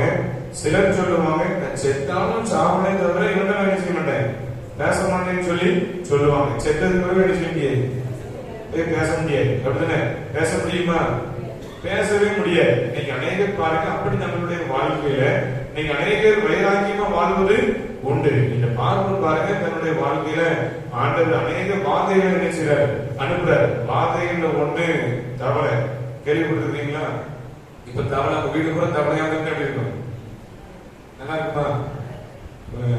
அதாவது நார்த் சைட்லாம் போனீங்கன்னா தவளையெல்லாம் உடனே அடுப்புல போய் சுட்டு எடுத்துருவாங்க, சாப்பிடுவாங்க. நாம தவளை வீட்டுக்கு வந்ததுனால நம்ம அறுவலுக்கு என்ன செய்வோம், பார்ப்போம். இப்படி பல்வேறு வெட்டுக்கிளி அனுப்புறாரு, தவளை அனுப்புறாரு, கொள்ளை நோய்கள் அனுப்புறாரு, பஞ்சத்தை அனுப்புறாரு. இப்படி அநேக வாதைகளை கர்த்தர் அனுப்பிய போது கூட இந்த பார்வோன் ஆண்டோடைய சத்தத்துக்கு கொஞ்சம் கூட என்ன செய்யல, செவி கொடுக்கல. நாம என்ன செய்யணும், ஆண்டோடைய வார்த்தைக்கு செவி கொடுக்கணும். இந்த பார்வோன் பாருங்க, தன்னுடைய கொடுங்கோல் ஆட்சி, அடிமைத்தனத்தின் ஆட்சி, தங்களுக்குரிய உரிமைகளை அவங்களுடைய வாழ்க்கையில் என்ன செய்ய முடியல, இஸ்ரவேல் ஜனங்கள் பெற்றுக்கொள்ள முடியவில்லை. நீங்க பாத்தீங்கன்னா 13ஆம் அதிகாரம் யாத்திராகமம் 13:3 பாத்தீங்கன்னா அடிமைத்தன வீடாகிய எகிப்து சொல்லப்பட்டிருக்கிறது. ஒரு வீட்டை குறித்து நாம இன்னைக்கு சொல்றோம்னா இந்த வீடா ஆசீர்வாதமான வீடுன்னு சொல்லி நாம சொல்றோம். ஆனா இங்க பாருங்க, இஸ்ரவேலர்கள் எகிப்து குறித்து என்ன சொல்றாங்க, அடிமைத்தன வீடுன்னு சொல்லி என்ன செய்யப்பட்டிருக்கிறது, சொல்லப்பட்டிருக்கிறது. யாத்திராகமம் 2ஆம் அதிகாரம் 23வது வசனத்துல அடிமைத்தனத்தில் இருந்து அவர்கள் என்ன செய்றாங்க, முறையிட்டார்கள் சொல்லி வேதத்தில் என்ன செய்யப்பட்டிருக்கிறது, சொல்லப்பட்டிருக்கிறது. யாத்திராகமம் 6ஆம் அதிகாரம் 6வது வசனத்துல ஆண்டவர் அவருடைய வாழ்க்கையில விடுதலை கொடுத்தார் என்பதாகவும் அவங்க என்ன செய்யறோம், கற்றுக்கொள்றோம். அப்போ இந்த இஸ்ரவேல் ஜனங்கள் பாருங்க, அடிமைத்தன வீடாகிய எகிப்துல இருந்து, அடிமைத்தனத்தில் இருந்து யாரை நோக்கி கூப்பிடுறாங்க, பார்வோனை நோக்கி, பார்வோனை நோக்கி கூப்பிட்டாங்க, ஆண்டவர் நோக்கி என்ன செஞ்சாங்க, கூப்பிட்டாங்க. நல்லா அழகா இசைப்பாட்டு பாடுறீங்கள, அப்படிதானே? என்ன சொன்னாலும் நம்ம சொல்றதுக்கு ரெடியா இருக்கோம். இந்த ஜனங்கள் பாத்தீங்கன்னா பார்வோனிடத்துல போய் சொல்லி பாக்குறாங்க, கேட்டு பாக்குறாங்க. அவங்க ஜனங்களுடைய வார்த்தைகள் செவி சாய்க்கவே இல்ல. அதுக்கு பாத்தீங்கன்னா நெருக்கத்துல கர்த்தரை நோக்கி அவங்க என்ன செய்றாங்க, கூப்பிடுறாங்க. ஆண்டவர் இஸ்ரவேல் ஜனங்களுடைய வாழ்க்கையில அடிமைத்தனத்திலிருந்து, வியாதியிலிருந்து, வறுமையிலிருந்து, உபத்திரவத்திலிருந்து ஆண்டவர் விடுதலை கொடுத்து வழிநடத்தினார். இதுதான் கர்த்தருடைய ஆளுகை விடுதலையை கொடுக்கின்றது. நம்மளுடைய வாழ்க்கையில யார் யாராலும் ஆட்சி செய்யலாம், யார் யாராலும் நம்மை ஆளுகை செய்யலாம். ஆனா நமக்கு விடுதலை கொடுத்து வழிநடத்த போகிறது யாருதான், ஆண்டவர் தான். இன்னைக்கு உங்க வீட்டுல ஆகாரம் இல்லைன்னா ஊர் தலைவர் கொடுத்துருவாங்களா, பஞ்சாயத்து கூட்டத்துல கொடுத்துருவாங்களா, அல்லது பிரதமர் கொடுத்துருவாரா, அல்லது யாராவது கொடுப்பாங்களா? கொடுக்க மாட்டாங்க. நம்ம தரப்போகிறது யாருதான், கர்த்தர் தான். உங்களுடைய உழைப்புக்கு ஏற்ற ஊதியத்தை தரப்போகிறது யாரு, ஆண்டவர் தான். இப்ப நம்மளுடைய வாழ்க்கையில உலகத்துல மனுஷனை நம்புவதை பார்க்கிலும் கர்த்தரின் பேரில் பட்சத்தனாக இருப்பதே நலம். ஆண்டவர் மீது நம்பிக்கை வைக்கும் போது இந்த எகிப்தின் அடிமைத்தனமாக இந்த இஸ்ரவேல் தன்னுடைய வாழ்க்கையில கர்த்தர் விடுதலை கொடுத்து வழிநடத்துவார். நம்முடைய வாழ்க்கையிலும் ஆண்டவர் விடுதலை கொடுத்து வழிநடத்துவார். கலாத்தியர் 5ஆம் அதிகாரம் 1வது வசனத்துல பாத்தீங்கன்னா விடுதலையில் நிலைத்திருங்கள் ஆண்டவர் நினைச்சார் சொல்றார். இன்னைக்கு விடுதலை நாம அநேகர் சரீரத்தில் பலவீனம் ஏற்பட்டிருக்கும். கடவுள்கிட்ட போய் ஜெபம் பண்ணுவாங்க, கடவுள் விடுதலை கொடுப்பாங்க, திரும்ப பின்மாற்றம் என்ன செஞ்சிருவாங்க, பேருவாங்க. ஆண்டவர் சொல்றாரு பாருங்க, விடுதலையில நீங்க என்ன செய்யணுமா, நிலைத்திருங்கன்னு சொல்லி ஆண்டவர் நினைச்சார், நமக்கு கற்றுக் கொடுக்கிறார். விடுதலைகளை நிலைத்திருப்போம். ஆண்டவருடைய ஆளுகையில் நாம் பங்குவர்களாக என்னுடைய வாழ்க்கை அர்ப்பணிக்கும் போது கர்த்தர் ஆசீர்வதித்த தேவனாக இருக்கிறார். இரண்டாவது பாருங்க, வாசிக்கிட்ட நிருப பகுதி ரோமர் 14ஆம் அதிகாரம் 12ஆம் வசனம் முதல் 17ஆம் வசனம் வரை பார்க்கும்போது கடவுளின் ஆளுகையில் மகிழ்ச்சி. சொல்லுங்க பார்ப்போம். முதலாவது என்ன சொன்னேன்,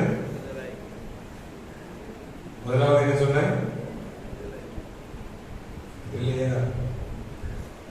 சந்தோஷம். சரி, கடவுளின் ஆளுகையில் விடுதலை.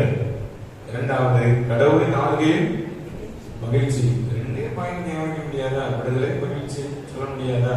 சொல்லிடலாம்.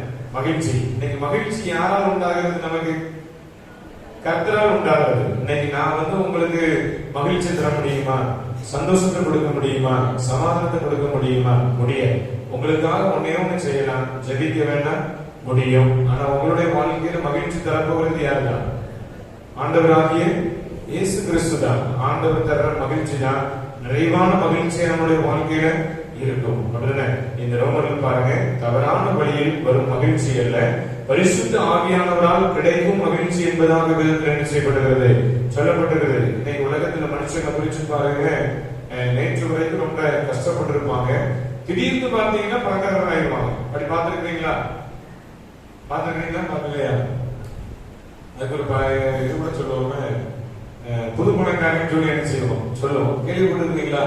நேற்று வரைக்கும் ஏழ்மையா இருந்திருப்பாங்க, இன்னைக்கு பாத்தீங்கன்னா திடீர்னு எங்க இருந்துதான் பணம் வருமோ தெரியல, எப்படிதான் பணம் வருமோ தெரியல, எப்படி ஆயிடுவாங்க, பணக்காரர் ஆயிடுவாங்க. அவங்க நாம என்ன சொல்லுவோம், புது பணக்காரன் வந்தான், அவனுக்கு என்ன அவளுக்கு என்ன, புது பணக்காரி அப்படின்னு சொல்லி நாம என்ன செய்வோம், சொல்லுவோம். சொல்லுவீங்களா? சொல்ல மாட்டீங்களா?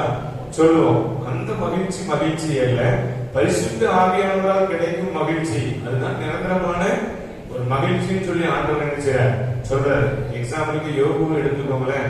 யோபு பாருங்க, நல்ல ஒரு செல்வ சீமான், அப்படிதானே? அவனுடைய வாழ்க்கையில் எல்லாவற்றையும் என்ன செய்றார், இழந்து போகிறார். யாராவது தேடி போனாங்களா? போகல. மனைவியே என்ன செஞ்சாங்க, யோசிச்சுட்டு உன் ஜீவனை விடுன்னு சொல்லி என்ன செஞ்சாங்க, சொன்னாங்க. ஆனா அந்த மனுஷன் என்ன செய்யல, ஆண்டவர் ஒருபோதும் ஒரு யோசிக்கல. முன்னிலைமை காட்டிலும் பின்னிலைமை ஆண்டவர் என்ன செய்றார், ஆசீர்வதிக்கிறார். இழந்து போனதை காட்டிலும் ஆண்டவர் ரெட்டத்திலேயே என்ன செய்றார், ஆசீர்வதிக்கிறார். இதுதான் ஒரு நிரந்தரமான ஒரு மகிழ்ச்சி. அப்படிதானே? இன்னைக்கு நம்முடைய வாழ்க்கையில ஒரு சின்ன போராட்டம் வருது, உபத்திரம் வருது, பாடுகள் வருதுன்னா நாம என்ன செய்யறோம், இந்த ஆண்டவர் இருக்காரா இல்லையா, ஏசப்பா இருக்கிறாரா இல்லையா, நானும் என்ன செய்யறேன், இத்தனை ஆண்டு காலம் ஜெபம் பண்ணிட்டு இருக்கேன், எனக்கு கிடைக்கலன்னு சொல்லி நீங்களே நாமளே என்ன செய்யறோம், ஏசப்பாவை பார்த்து கேள்வி கேட்கிறோம். அப்படின்னா இன்னைக்கு ஆபிரகாம் அப்படி தன்னுடைய வாழ்க்கையில் ஆண்டவரை பார்த்து கேள்வி கேட்டிருந்தாங்கன்னா ஆண்டவருடைய சந்ததியை ஆசீர்வதிச்சிருப்பாரா? ஆசீர்வதிக்க மாட்டாரு. அவன் விசுவாசத்துல உறுதியா என்ன செய்யறார் இருந்ததுனால கர்த்தர் அவனுடைய வாழ்க்கை ஆண்டவர் என்ன செய்யறார், ஆசீர்வதிக்கிறார். அப்ப நம்மளுடைய வாழ்க்கையில இன்னைக்கு தவறான வழியில வரக்கூடிய ஒரு மகிழ்ச்சி அல்ல, பரிசுத்த ஆவியானவர் ஆண்டவராக இயேசு கிறிஸ்துவினால் கிடைக்கக்கூடிய மகிழ்ச்சி தான் நிறைவான மகிழ்ச்சி. அதுதான் ஆண்டவருடைய ஆளுகையில் கிடைக்கக்கூடிய மகிழ்ச்சி என்பதாக வேறு நமக்கு என்ன செய்யறது, கற்றுக்கொள்கிறது. இங்க பாருங்க, சங்கீதம் 51:12 பார்த்தீங்கன்னா ரட்சிப்பின் சந்தோஷம், அதாவது ரட்சிப்பின் மூலமா கிடைக்கக்கூடிய ஒரு மகிழ்ச்சி, ஒரு சந்தோஷம் என்பதாக வேதத்தில் என்ன செய்யப்பட்டிருக்கிறது, சொல்லப்பட்டிருக்கிறது.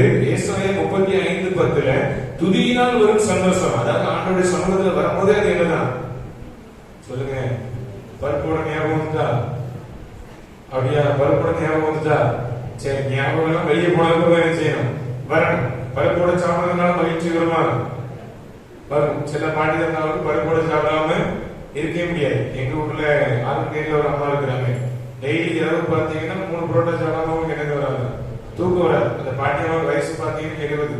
நம்மளுக்கு 30 வயசுல சாப்பிட்டு நைட்டு படுத்தாலே எந்திரிச்சு செஞ்சு வேண்டியிருக்கு, உட்கார வேண்டியிருக்கு, 4 நேரம் போய் தண்ணி குடிக்க வேண்டியிருக்கு. 70 வயசு பாட்டிக்கு தினமும் 3 புரோட்டா அம்மா ஹோட்டல்ல இருந்து சாப்பிடாம அந்த பாட்டிக்கு என்ன செய்ய முடியாது, தூக்கம் வர முடியாது. அப்படின்னா கடந்த காலங்களில் ஒரு நம்முடைய திருமணத்தில் பணியாற்றிய ஒரு ஐயா கூட புரோட்டா சாப்பிட்டு சரி ஜீரணம் ஆகாம சரீரத்தில் பிறகு ஏற்பட்டு அடிச்சு போனாங்க. இன்னைக்கு அநேகருடைய வாழ்க்கையில் இதுதான் மகிழ்ச்சின்னு நாம நினைக்கிறோம். இந்த இதனால நமக்கு மகிழ்ச்சி கிடைச்சிடும், இந்த உணவு சாப்பிட்டா நமக்கு மகிழ்ச்சி கிடைச்சிடும் சொல்லி நாம நினைக்கிறோம். அநேகர் நினைக்கிறோம். இங்க பாத்தீங்கன்னா துதியினால் வரக்கூடிய சந்தோஷம், ஆண்டோடைய சமூகத்துல வந்து நீங்க ஆடல், அதாவது ஆடல் இல்ல ஆடல் சொல்லி யாருக்காதீங்க, ஆடிடாதீங்க.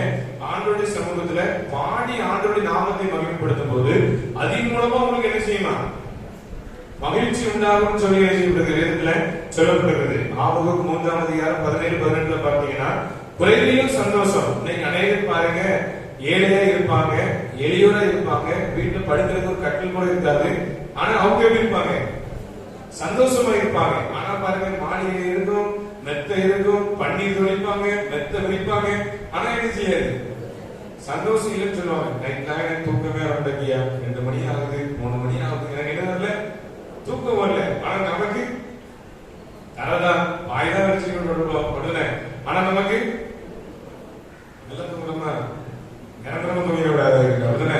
சரி, ஆண்டவர் நம்மளுடைய வாழ்க்கையில 5 நித்திரை கொடுத்து அதிகாலையில் ஆண்டவர் தேடக்கூடிய ஒரு பாக்கியத்தை நமக்கு என்ன செய்றார், கொடுக்கிறார். அதுதான் ஆண்டவர் சொல்றாரு ஆபகுக்குள்ள, குறைவிலும் உங்களுக்கு நான் என்ன செய்வேன், சந்தோஷத்தை தருவேன். இதுதான் என்னுடைய ஆளுகையில் வரக்கூடிய மகிழ்ச்சின்னு சொல்லி என்ன செய்றார், சொல்றாரு. நீங்க அண்ணாக்கு பாருங்க, அது ஒரு ஏழை பெண்மணி எடுத்துக்கோங்க, ஆண்டோடைய சமூகத்துல வர்றாங்க, 2 காணிக்கை இருக்கு, ஆண்டவருக்கு என்ன செய்யறாங்க, மனப்பூர்வமா கொடுக்கிறாங்க. இன்னைக்கு நாம என்ன செய்யறோம், 10 ரூபாய்க்கு மேல 10 வடை கிடைக்கும் மேல ஒண்ணு எங்க அப்பாவுக்கு பருப்பு சொல்லுங்க பார்ப்போம். ஒண்ணு எங்க அப்பாவுக்கு, இன்னொன்னு எங்க அம்மாவுக்கு, இன்னொன்னு எங்க பாட்டிக்கு, இன்னொன்னு எங்க தாத்தாவுக்கு. பல்லு இல்ல இருந்தாலும் கரைச்சாதான் செஞ்சிடணும், ஊத்திடணும். அதுக்கு வேற இருக்கு. வீட்டுல என் பிள்ளைக்கு, என் சொந்தக்காருக்கு, பக்கத்து வீட்டுக்கு யாராவது கஷ்டப்படாம இருப்பாங்க. ஒரு வடை கொடுக்க மனசு வருமா? வராது. எனக்கே போதாது, பக்கத்து வீட்டு கொடுக்கணுமா? 10 வடை இருந்தாலும் ஒரு தேர்தல் கூட நீங்க எங்கேயா பக்கத்து வீட்டு கொடுங்கன்னு சொல்லி சொல்றீங்களா? இன்னைக்கு நம்ம என்ன செய்யணும்? அப்படிதான் வாழ்ந்துட்டு இருக்கோம். ஆனா ஆண்டவன் பாருங்க, குறைவிலும் உங்களுக்கு என்ன செய்வேன்? நிறைவா நடத்துவேன். அந்த மகிழ்ச்சி நான் உங்களுடைய வாழ்க்கையில் தருவேன்னு சொல்லி என்ன செய்யறார்? சொல்றார். கர்த்தருடைய ஆளுகை நம்முடைய வாழ்க்கையில வரணும்னு சொன்னா ரட்சிப்புல ஆண்டவர் நமக்கு சந்தோஷத்தை தருவாரு. துதிக்கிறதுக்கு மூலமா ஆண்டவர் நமக்கு சந்தோஷத்தை கொடுப்பாரு. குறைவிலும் நமக்கு சந்தோஷத்தை ஆண்டவர் தருவார். அப்படிதான் ஆண்டவர் ரோமருடைய புஸ்தகத்தில் பாருங்க, ஆண்டவருடைய ஆளுகை நமக்கு நித்திய மகிழ்ச்சியை கொடுத்தது என்பதாக வேதத்துல சொல்லப்பட்டிருக்கிறது. 3வது பாருங்க, யோவான் 18ஆம் அதிகாரம் 33ஆம் வசனம் முதல் 38ஆம் வசனம் வரை பார்க்கும்போது கடவுளின் ஆளுகையில் அமைதி. சொல்லுங்க பார்ப்போம். அமைதி. முதலாவது என்ன சொன்னேன்? கடவுளின் ஆளுகையில் விடுதலை, கடவுளின் ஆளுகையில் மகிழ்ச்சி, 3வது கடவுளின் ஆளுகையில் அமைதி. பரவாயில்ல, பாஸ் பண்ணிச்சீங்க. அப்படிதானே? இவ்வளவு நேரம் கற்றுக் கொடுத்து இவ்வளவு சட்டங்கள் கேட்குதுன்னா நீங்க 100க்கு 100% எழுதிட்டீங்க, பாஸ் பண்ணிச்சீங்க. அப்படிதானே? உங்க எல்லாத்துக்கும் வாழ்த்துக்கள். சில சபையில பாத்தீங்கன்னா அந்த செவடைக்காக செங்கூதுற மாதிரி, அதாவது இப்படி சொல்லிட்டு போயிட்டு நினைச்சுக்கிறாங்க. என்ன கேட்டாலும் இப்படியே பார்த்துட்டு இருப்பாங்க. ஒண்ணு முறைப்பாங்க, இல்லைன்னு கொட்டாய் விடுவாங்க, இல்ல மணியை என்ன செய்வாங்க, எட்டி பார்ப்பாங்க, எப்படா முடிப்பாரு. ஆனா இங்க நீங்க எல்லாரும் அந்த ஒரு ரெஸ்பான்ஸோட இல்லாம உற்சாகமா நல்ல மகிழ்ச்சியா ஆண்டவருடைய சமூகத்துல நல்ல புன்னகையோடு கூட இருக்கிறீங்க. அப்படிதானே? இப்படி இருக்கும் போது கர்த்தர் நிச்சயமா உங்களுடைய வாழ்க்கையில விடுதலை கொடுப்பார், மகிழ்ச்சியை கொடுப்பார். 3வது அமைதியை ஆண்டவர் என்ன செய்வார்? தருவார். யாருடைய வாழ்க்கையில நீங்க அமைதி தேவை? எல்லாருடைய வாழ்க்கையில் நமக்கு அமைதி தேவை. சிலருடைய வாழ்க்கையில பாருங்க அநேக போராட்டம். அப்படிதானே? என்னுடைய வாழ்க்கையில எப்போதான் அமைதி கிடைக்கும், எனக்கு சந்தோஷம் கிடைக்கும், மகிழ்ச்சி கிடைக்கும், என் வாழ்க்கையில இல்லைன்னு சொல்லி அநேகம் சொல்வது உண்டு. ஆனா சில பாட்டி தாத்தாமாரெல்லாம் வீட்டுல இருக்கும்போது அமைதியா இருக்காது, ஆலயத்துக்கு வந்த உடனே செஞ்சுருவாங்க, எனக்கு தூங்கிடுவாங்க. ஆலயத்துக்கு வந்ததுல தூங்குறதுனால எனக்கு வாழ்க்கையில ஒரு அமைதி கிடைக்க யாருக்கெல்லாம் சிலர் என்ன செய்வாங்க, சொல்லுவாங்க. இன்னைக்கு அப்படியாவது நம்முடைய வாழ்க்கையில் அமைதி கிடைக்கான்னு சொல்லி நம்மளுடைய சமூகத்தில் என்ன செய்யணும்? நன்றி செலுத்த வேண்டும். வேதத்துல பாருங்க, இந்த யோவான் 18:36 இவ்வுலகத்திற்குரியது அல்லன்னு சொல்லி ஆண்டவர் என்ன செய்றார்? சொல்றார். அமைதி உலகத்திற்குரியது அல்ல, போராட வேண்டியது இல்ல. 37ஆம் வசனத்தை பாருங்க, உண்மை சத்தியம் இருக்கிறபடியால் அமைதி இருக்கும் விதத்துல சொல்லப்பட்டுள்ளது. 38ஆம் வசனத்துல குற்றம் இல்லை எனில் துன்பத்திலும் அமைதியுடன் வாழ வேண்டும் சொல்லி ஆண்டவர் நமக்கு என்ன செய்றார்? கற்றுக் கொடுக்கிறார். நம்ம ஏற்கனவே தியானித்தபடி மகிழ்ச்சி விடுதலை பார்க்கும்போது நம்முடைய வாழ்க்கையில இன்னைக்கு அமைதி இல்லாம நாம என்ன செஞ்சுட்டு இருக்கிறோம்? வாழ்ந்து கொண்டிருக்கிறோம். அமைதி வேணும்னா உண்மையும் சத்தியமும் இருக்கிறபடியால் அமைதியும் இருக்குன்னு ஆண்டவர் என்ன செய்றார்? சொல்றார். நீங்க உங்களுடைய வாழ்க்கையில உண்மை இருக்கு அப்படின்னாச்சுன்னா நம்ம யாருக்கும் என்ன செய்ய வேண்டியது இல்லை, பயப்பட வேண்டியது இல்ல. தவறு செஞ்சவங்க என்ன செய்யணும்? அதாவது உப்பு தின்னா தண்ணி குடிக்கணும். அப்ப நீங்க தவறு செஞ்சாங்க என்ன செய்யணும்? பயப்படணும். தவறு இல்லைன்னு என்ன செய்யலாம்? எதிர்த்து நின்று பேசலாமா? எதிர்த்து பேசக்கூடாது. நம்மளுடைய காரியத்தை ஆண்டவருக்கு தான் என்ன செய்யணும்? சொல்லணும். ஆண்டவர்கிட்ட சொல்லும் போது நம்மளுடைய தேவைகளை ஆண்டவர் என்ன செய்வார்? சந்திப்பார். கிறிஸ்துவுக்கு மிகவும் பிரியமானவர்களே, நீதியும் அமைதியும் ஒன்றுக்கொன்று இணைந்தவை. நீதியான கடவுளின் ஆட்சியில் அமைதியும் உண்டுன்னு ஆண்டவர் நமக்கு என்ன செய்றார்? கற்றுக் கொடுக்கிறார். அப்போ கர்த்தரின் ஆளுகை நீதியும் சமாதானமும். முதலாவது என்ன சொன்னேன்? கடவுளின் ஆளுகையில் விடுதலை. 2வது கடவுளின் ஆளுகையில் மகிழ்ச்சி. 3வது கடவுளின் ஆளுகையில் அமைதி. இந்த நாட்கள்ல கர்த்தர் நமக்கு விடுதலை கொடுப்பார், நல்ல மகிழ்ச்சியை ஆண்டவர் நமக்கு தருவார், நல்ல அமைதியான ஒரு வாழ்க்கையை ஆண்டவர் கொடுத்து வழி நடத்துவார். பேதுரு பாருங்க, படகுல ஏறி மீன் பிடிக்க போறாரு, ஆண்டவரோடு கூட பயணிக்கிறாரு. காற்று கடலும் அதிகமா இருக்கிறது, அலைக்கழிக்கப்படுகிறார். ஆண்டவர் நோக்கி என்ன செஞ்சான்? கூப்பிட்டான். கர்த்தர் காற்றை கடலையும் அதட்டினார், அமைதலை உண்டாக்கினார். அந்த வாழ்க்கையில் ஒரு சமாதானம் காணப்பட்டது. ஆண்டவரை பின்தொடர்ந்து என்ன செஞ்சான்? போனான். நம்மளுடைய வாழ்க்கையில கர்த்தர் நமக்கு நல்ல அமைதலை கொடுத்திருக்கிறார், நல்ல ஆசீர்வாதத்தை ஆண்டவர் கொடுத்திருக்கிறார். ஆண்டவருடைய ஆளுகைக்காக, ஆண்டவருடைய அரசாட்சியை வருவதற்காக ஆண்டவருடைய சமூகத்திலே அர்ப்பணிப்போம். நீதியும் சமாதானத்தையும் நிலைநாட்டுகிறவர்களாக வாழ்க்கையிலே ஒப்புக் கொடுப்போம். கர்த்தர் நம் அனைவரையும் ஆசீர்வதிக்கிற தேவனாக இருக்கிறார். அப்படிப்பட்ட கிருபைகளை கர்த்தர் நம் அனைவருக்கும் தந்து நம்மை ஆசீர்வதித்து வழிநடத்துவாராக. ஆமென். திரியேக துதிக்காக நாம் யாவரும் எழுந்து நிற்போம்.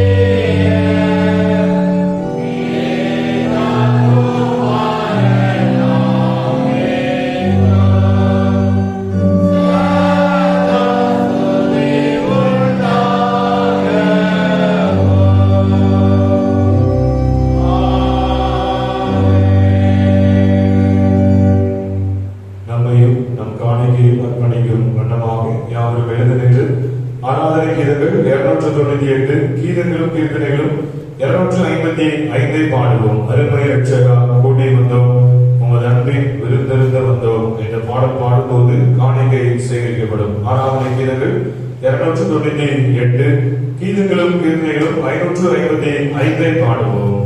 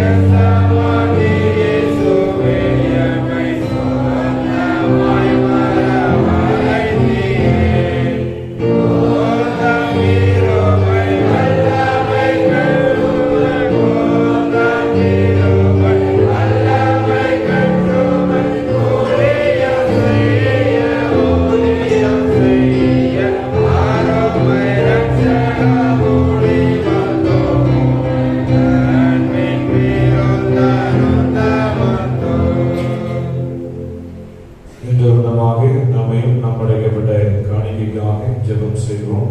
அன்பின் ஆண்டவரே, எல்லாம் உம்மால் உண்டானது. உமது கருத்திலே வாங்கி உமக்கே கொடுக்கிறோம். கர்த்தரால் உண்டான ஆசீர்வாதம், கர்த்தருக்கு கொடுப்பது ஆசீர்வாதம். GMS ஊழியர்களுக்காக ஆண்டவரே நன்றி காணிக்கை கொடுத்திருக்கிற பிள்ளைகளுக்காக, வை காணிக்கை கொடுத்திருக்கிற பிள்ளைகளுக்காக, தீப காணிக்கை கொடுத்திருக்கிற பிள்ளைகளுக்காக, ஆலய பராமரிப்பு வகைக்காக உற்சாகமாக உதாரணத்துவமாக காணிக்கை கொடுத்து உதவி செய்து வருகிற பிள்ளைகளுக்காக ஜெபிக்கிறோம். அனைத்து பிள்ளைகளுடைய காணிக்கைகளும் சமூகத்திலே அங்கீகரிக்கப்படட்டும். பொருத்தனையோடு தசமபாகம் செலுத்துகிற பிள்ளைகளுடைய காணிக்கைகளையும் ஏற்றுக்கொண்டு ஆண்டவருடைய இரட்டிப்பான நன்மைகளை கர்த்தர் அருளும்படியாக ஜெபிக்கிறோம். கர்த்தரை ஏற்றுக்கொள்ள அங்கீகரிங்க, ஆசீர்வதிங்க. இயேசு கிறிஸ்துவின் மூலம் ஜெபிக்கிறோம் எங்கள் ஜீவனுள்ள நல்ல பிதாவே.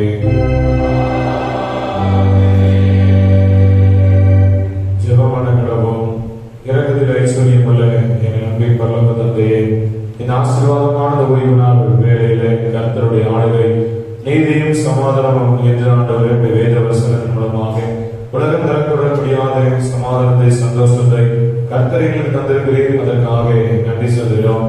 எங்களுடைய வாழ்க்கையில ஆண்டவரை விடுதலை பெற்றுக்கொள்ள, மகிழ்ச்சி நிலைமை, அமைதி காணப்பட கர்த்தரின் உதவி செய்வதாக ஜெபிக்கிறோம். இஸ்ரவேல் ஜனங்களை அடிமைத்தனமாக பார்வோன் நடத்தின போது கர்த்தர் விடுதலை கொடுத்து, ஆண்டவர் மகிழ்ச்சியை ஆண்டவர் கொடுத்து, நல்ல அமைதியை கர்த்தர் கொடுத்து, எங்களுடைய வாழ்க்கையிலும் ஆண்டவரை நாட்களிலே சரீரத்திலே போராடுகிற ஆண்டவர் பலவீனங்கள், பிசாசினுடைய ஆண்டவரை பிடியில் அகப்படுகிற பிள்ளைகள், ஆண்டவர் குடும்பத்திலே காணப்படுகிற போராட்டத்தின் மத்தியிலே நெந்திலே வாழ்ந்து கொண்டிருக்கிற பிள்ளைகளுக்கு கர்த்தர் விடுதலை கொடுத்து, மகிழ்ச்சியை கொடுத்து, நல்ல அமைதியான வாழ்வை ஆண்டவர் அருள் செய்வதாக சொல்லுகிறோம். வேதனுடைய வாழ்க்கையிலே கர்த்தர் காற்றை, கடலை அதந்தி ஆண்டவர் அமைதலை உண்டாக்கினது போல ஒவ்வொரு பிள்ளைகளும் ஒவ்வொரு பிள்ளைகளுடைய வாழ்க்கையிலும் போராடுகிற ஆண்டவரை காரியம் எல்லாவற்றிலும் கர்த்தர் நல்ல அமைதலை உண்டாக்கி ஆண்டவர் ஆசீர்வாதத்தை தந்தரும்படியாக சொல்லுகிறோம். சிறு பிள்ளைகள், மாணவர்கள், பெரியவர்கள் ஒவ்வொருவரையும் கர்த்தர் ஆசீர்வதிப்பதாக பாடகர்களும் ஆண்டவரே ஓய்வு நாள் பாடசாலை வகுப்புகள் மற்றும் பெண்களுக்கு கொடுகை, ஆண்களுக்கு கொடுகை எல்லாவற்றையும் கர்த்தர் பொறுப்படுத்திக் கொள்ளுகை. திருச்சபையில் நடைபெற்று வருகிற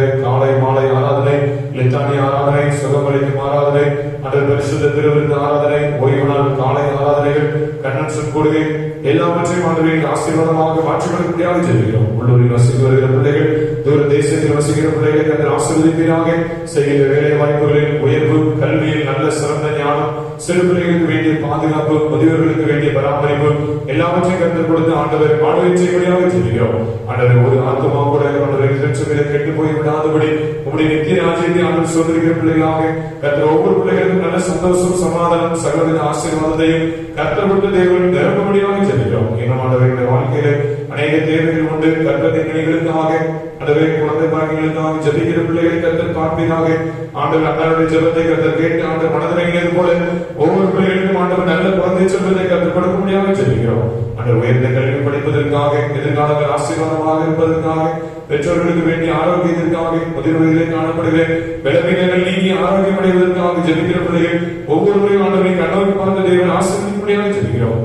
அரசு பொது தேர்வுகளுக்காக ஆயத்தப்பட்டுக் கொண்டிருக்கிற பிள்ளைகள், பொது தேர்வில் இருக்கிற பிள்ளைகள், அரசு பணிகளுக்காக ஆயத்தப்பட்டுக் கொண்டிருக்கிற பிள்ளைகள் அனைவரும் ஆசீர்வாதமாக ஆண்டவர் கிருபைத்தார். தலைப்பகுதியிலே காணப்படுகிற பிரச்சனைகள், வயிற்று பகுதியிலே காணப்படுகிற பிரச்சனைகள், இருதயத்திலே காணப்படுகிற சோர்வுகள், ஆண்டவர் புற்றுநோயினால் அகப்படுகிற பிள்ளைகள், சரீரத்திலே ஆண்டவர் சோர்வுற்று போய் இருக்கிற ஒவ்வொரு பிள்ளைகளையும் ஆண்டவர் கண்ணோக்கி வந்து பார்க்கும்படியாக ஜெபிக்கிறோம். தசை பகுதிகள், நரம்பு பகுதிகள், எலும்பு மண்டலத்திலே காணப்படுகிற பிரச்சனைகள் அனைத்தும் நீங்கி ஆரோக்கியமடைய அந்த கிருபைத்தார். உற்சாகமாக ஆண்டவருக்காக எழுதி பிரயாசப்படுகிற பிள்ளைகளாக, திருச்சபை பிள்ளைகள் அனைவரும் ஆசிரியர்களாக சொல்கிறோம். இசைகளை வாசிக்கிற பிள்ளைகள், ஆலய பணியாளராக பணி செய்கிற பிள்ளைகள், பொறுப்புள்ள திருச்சபையிலே அன்பு தலைவர்கள் ஒவ்வொருவரையும் கர்த்தரை பாதுகாத்து தேவன் ஆசிரியர்களாக சொல்கிறோம். இந்த திருச்சபைக்காக, திருச்சபை வளர்ச்சிக்காக பிரயாசப்படுகிற அனைத்து பிள்ளைகளையும் கர்த்தர் ஆசீர்வதிப்பீராக. எங்கள் ஆலயத்திலே ஆராதனைகள் தங்கு தடையின்றி நடைபெற கால சூழ்நிலைகள் எல்லாவற்றையும் கர்த்தர் மாற்றிக் கொடுங்க. இயற்கை சூழ்நிலைகளை கர்த்தர் மாற்றிக் கொடுங்க. ஆசீர்வாதமான மழை பெய்யவும் ஆண்டவர் கையெழுத்து செய்யக்கூடிய வேலையெல்லாம் கர்த்தர் மிகுந்த ஆசீர்வாதத்தை கொடுக்கும் கிருபையாக ஜெபிக்கிறோம். கெடுதி மழை நீரும், விஷ பூச்சிகளும், கொள்ளை நோய்களும் எங்கள் கிராமத்திற்குள்ளே அணுகாதபடி கர்த்தர் விலைக்கு பாதுகாத்து தேவன் ஆசீர்வதிப்பீராக. பெரிய காரியங்களை செய்ய மகிமைப்படுங்க. இயேசு கிறிஸ்துவின் மூலம் ஜெபிக்கிறோம் எங்கள் ஜீவனுள்ள நல்ல பிதாவே.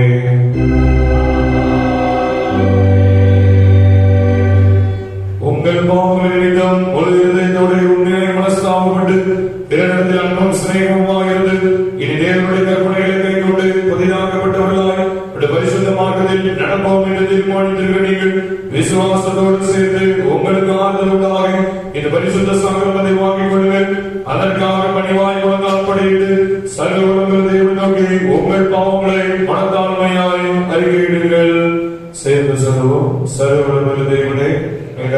இயேசு கிறிஸ்துவின் பிதாவே, சகலத்தையும் சிருஷ்டித்தவரே, சகல மனிதர்க்கும் நியாயாதிபதியே, தேவனுடைய நீதியில் ஒப்புதற்கு எங்கள் மேல் வரத்தக்கதாக நாங்கள் அடிக்கடி நினைவினாலும் வார்த்தையினாலும் கிரியினாலும் திவ்ய மகத்துவத்துக்கு விரோதமாய் அபிவிருத்தி செய்த பலவிதமான பாவங்களையும் அக்கிரமங்களையும் அறிக்கையிட்டுக் கொள்ளப்படுகிறோம். இந்த குற்றங்களை குறித்து நாங்கள் உண்மையாய் மனஸ்தாபப்பட்டு முழு மனதோடு துக்கப்படுகிறோம். அவைகளை நினைத்து வேதனைப்படுகிறோம். அவைகள் எங்களாலே சுமக்கப்படாத வாரம் எங்களுக்கு இறங்கும். மிகுந்த இறக்கமுள்ள பிதாவே, எங்களுக்கு இறங்கும். நாங்கள் செய்த யாவையும் உமது குமாரனும் என் கர்த்தருமாகிய இயேசு கிறிஸ்து நிமித்தம் எங்களுக்கு மன்னியும். உமது நாமத்துக்கு கனமும் மகிமையும் உண்டாக நாங்கள் புதிதாக்கப்பட்டவர்களாய் இனி எப்பொழுதும் உமது ஊழியம் செய்து உமது பிரியமாய் நடந்து வரும்படி எங்கள் கர்த்தராகிய இயேசு கிறிஸ்துவின் மூலமாய் கட்டளையிடுகிறோம். ஆமென்.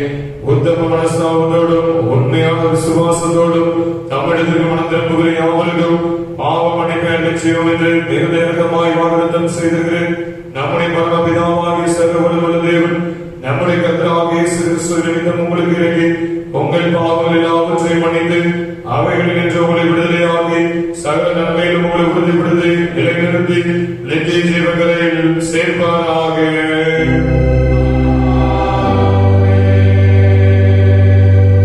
தமிழகத்தில் உண்மையாய் மனம் திரும்புகிற யாவருக்கும் அது ரட்சகனாகிய கிறிஸ்து திருமணம் பற்றுகிறேன். ஆதலான வார்த்தைகளை கேளுங்கள். வருத்தப்பட்டு பாவம் சுமக்கிறவர்களே, நீங்கள் எல்லாரும் எண்ணத்தில் வாருங்கள், நான் உங்களுக்கு இளைப்பாறுதல் தருவேன். தேவன் நம்முடைய ஒரே பேரான குமாரனை விசுவாசிக்கிறவன் எவனோ அவர் கெட்டு போகாமல் நித்திய ஜீவனை அடைபடிக்க அவர் தந்தரில் இவ்வளவாய் உலகத்தில் அன்பு வந்தார். பாவிகள் ரட்சிக்க விசேஷ உலகத்தில் வந்தார் என்கிற வார்த்தை உண்மையும் எல்லா அங்கீகரிப்புக்கும் பாத்திரமுமானது. ஒருவன் பாவம் செய்வானால் நீதிபரராக இருக்கிறேன். இயேசு கிறிஸ்து நமக்காக பிதாவின் இடத்தில் பரிந்து பேசுகிறவராக இருக்கிறார். நம்முடைய பாவங்களை நிவர்த்தி செய்கிற கிருபாதாரபடி அவரே. உங்கள் இதயத்தை உயர்த்துங்கள்.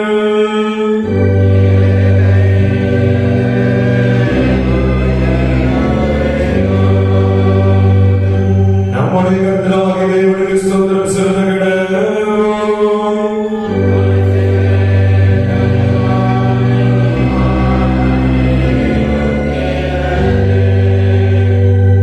கர்த்தாவே, பரிசுத்த பிதாவே, சர்வ வல்லமையுள்ள தேவனே, நாங்கள் காலத்திலும் எவ்விடத்திலும் தேவனுக்கு ஸ்தோத்திரம் செலுத்துகிறது எங்களுக்கு தகுதியும் நீதி விசேஷித்த கடமையுமாக இருக்கிறது.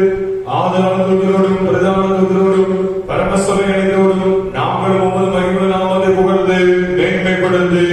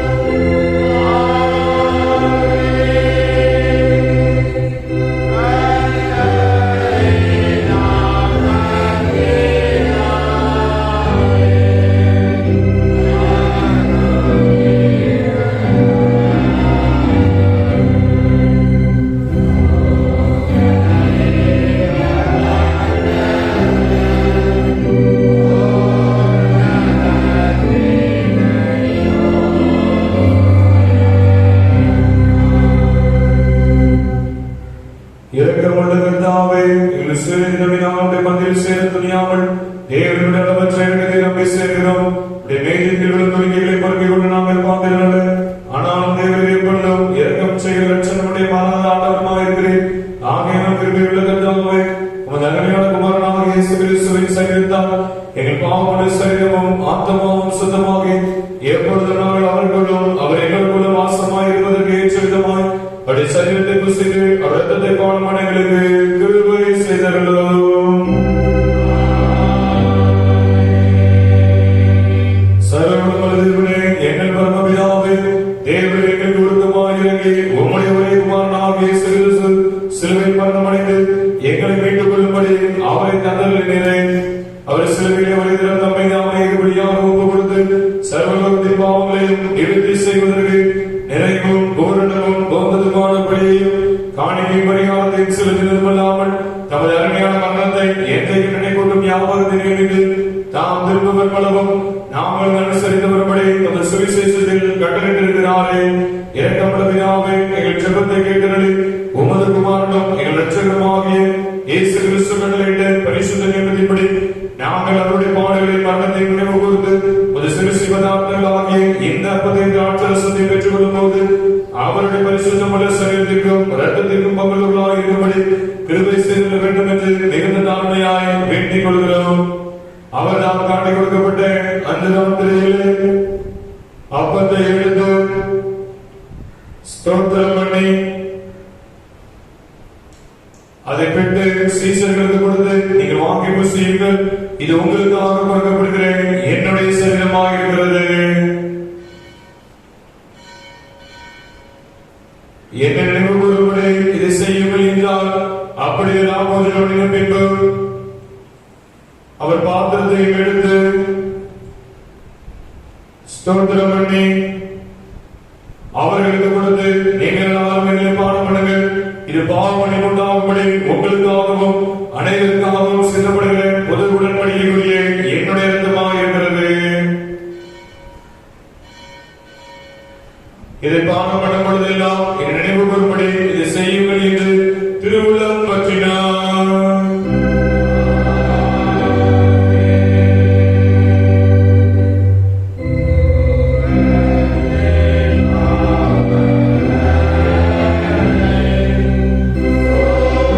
Amen.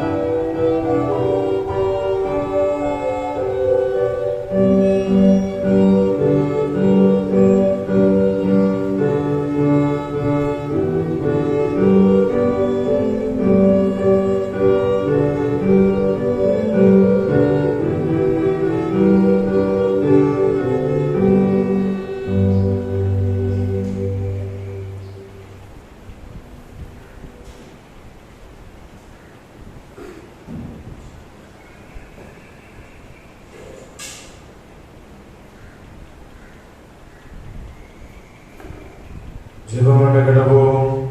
பரமண்டலங்களில் இருக்கிற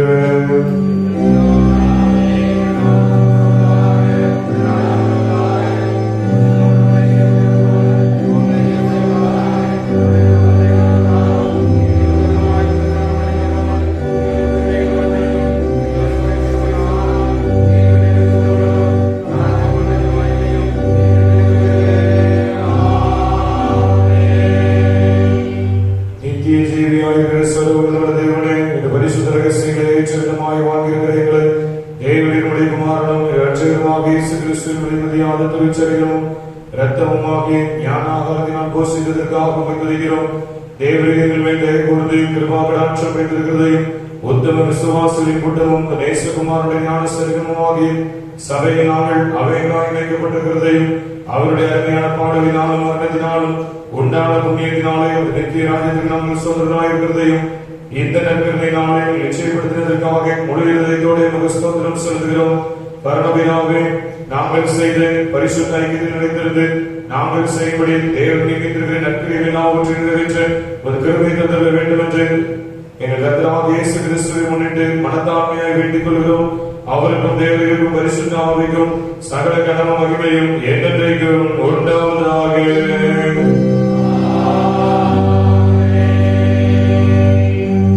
உன்னதத்தில் இருக்கிற தேவனுக்கு மகிமையும்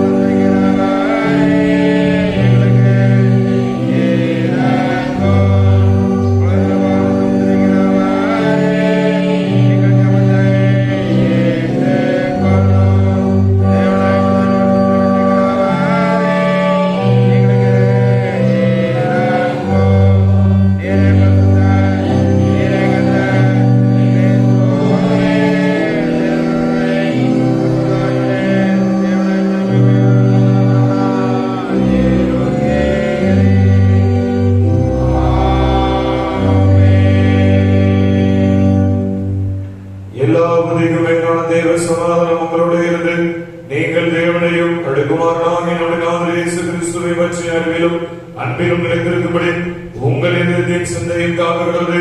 பிதா, குமாரன், பரிசுத்த ஆவியுமாகிய சர்வவல்லமை கொண்ட தேவனுடைய ஆசீர்வாதம் உங்களுக்குள்ளே இருந்து எப்பொழுதும் உங்களோடு நிலைத்திருக்க கிடவது.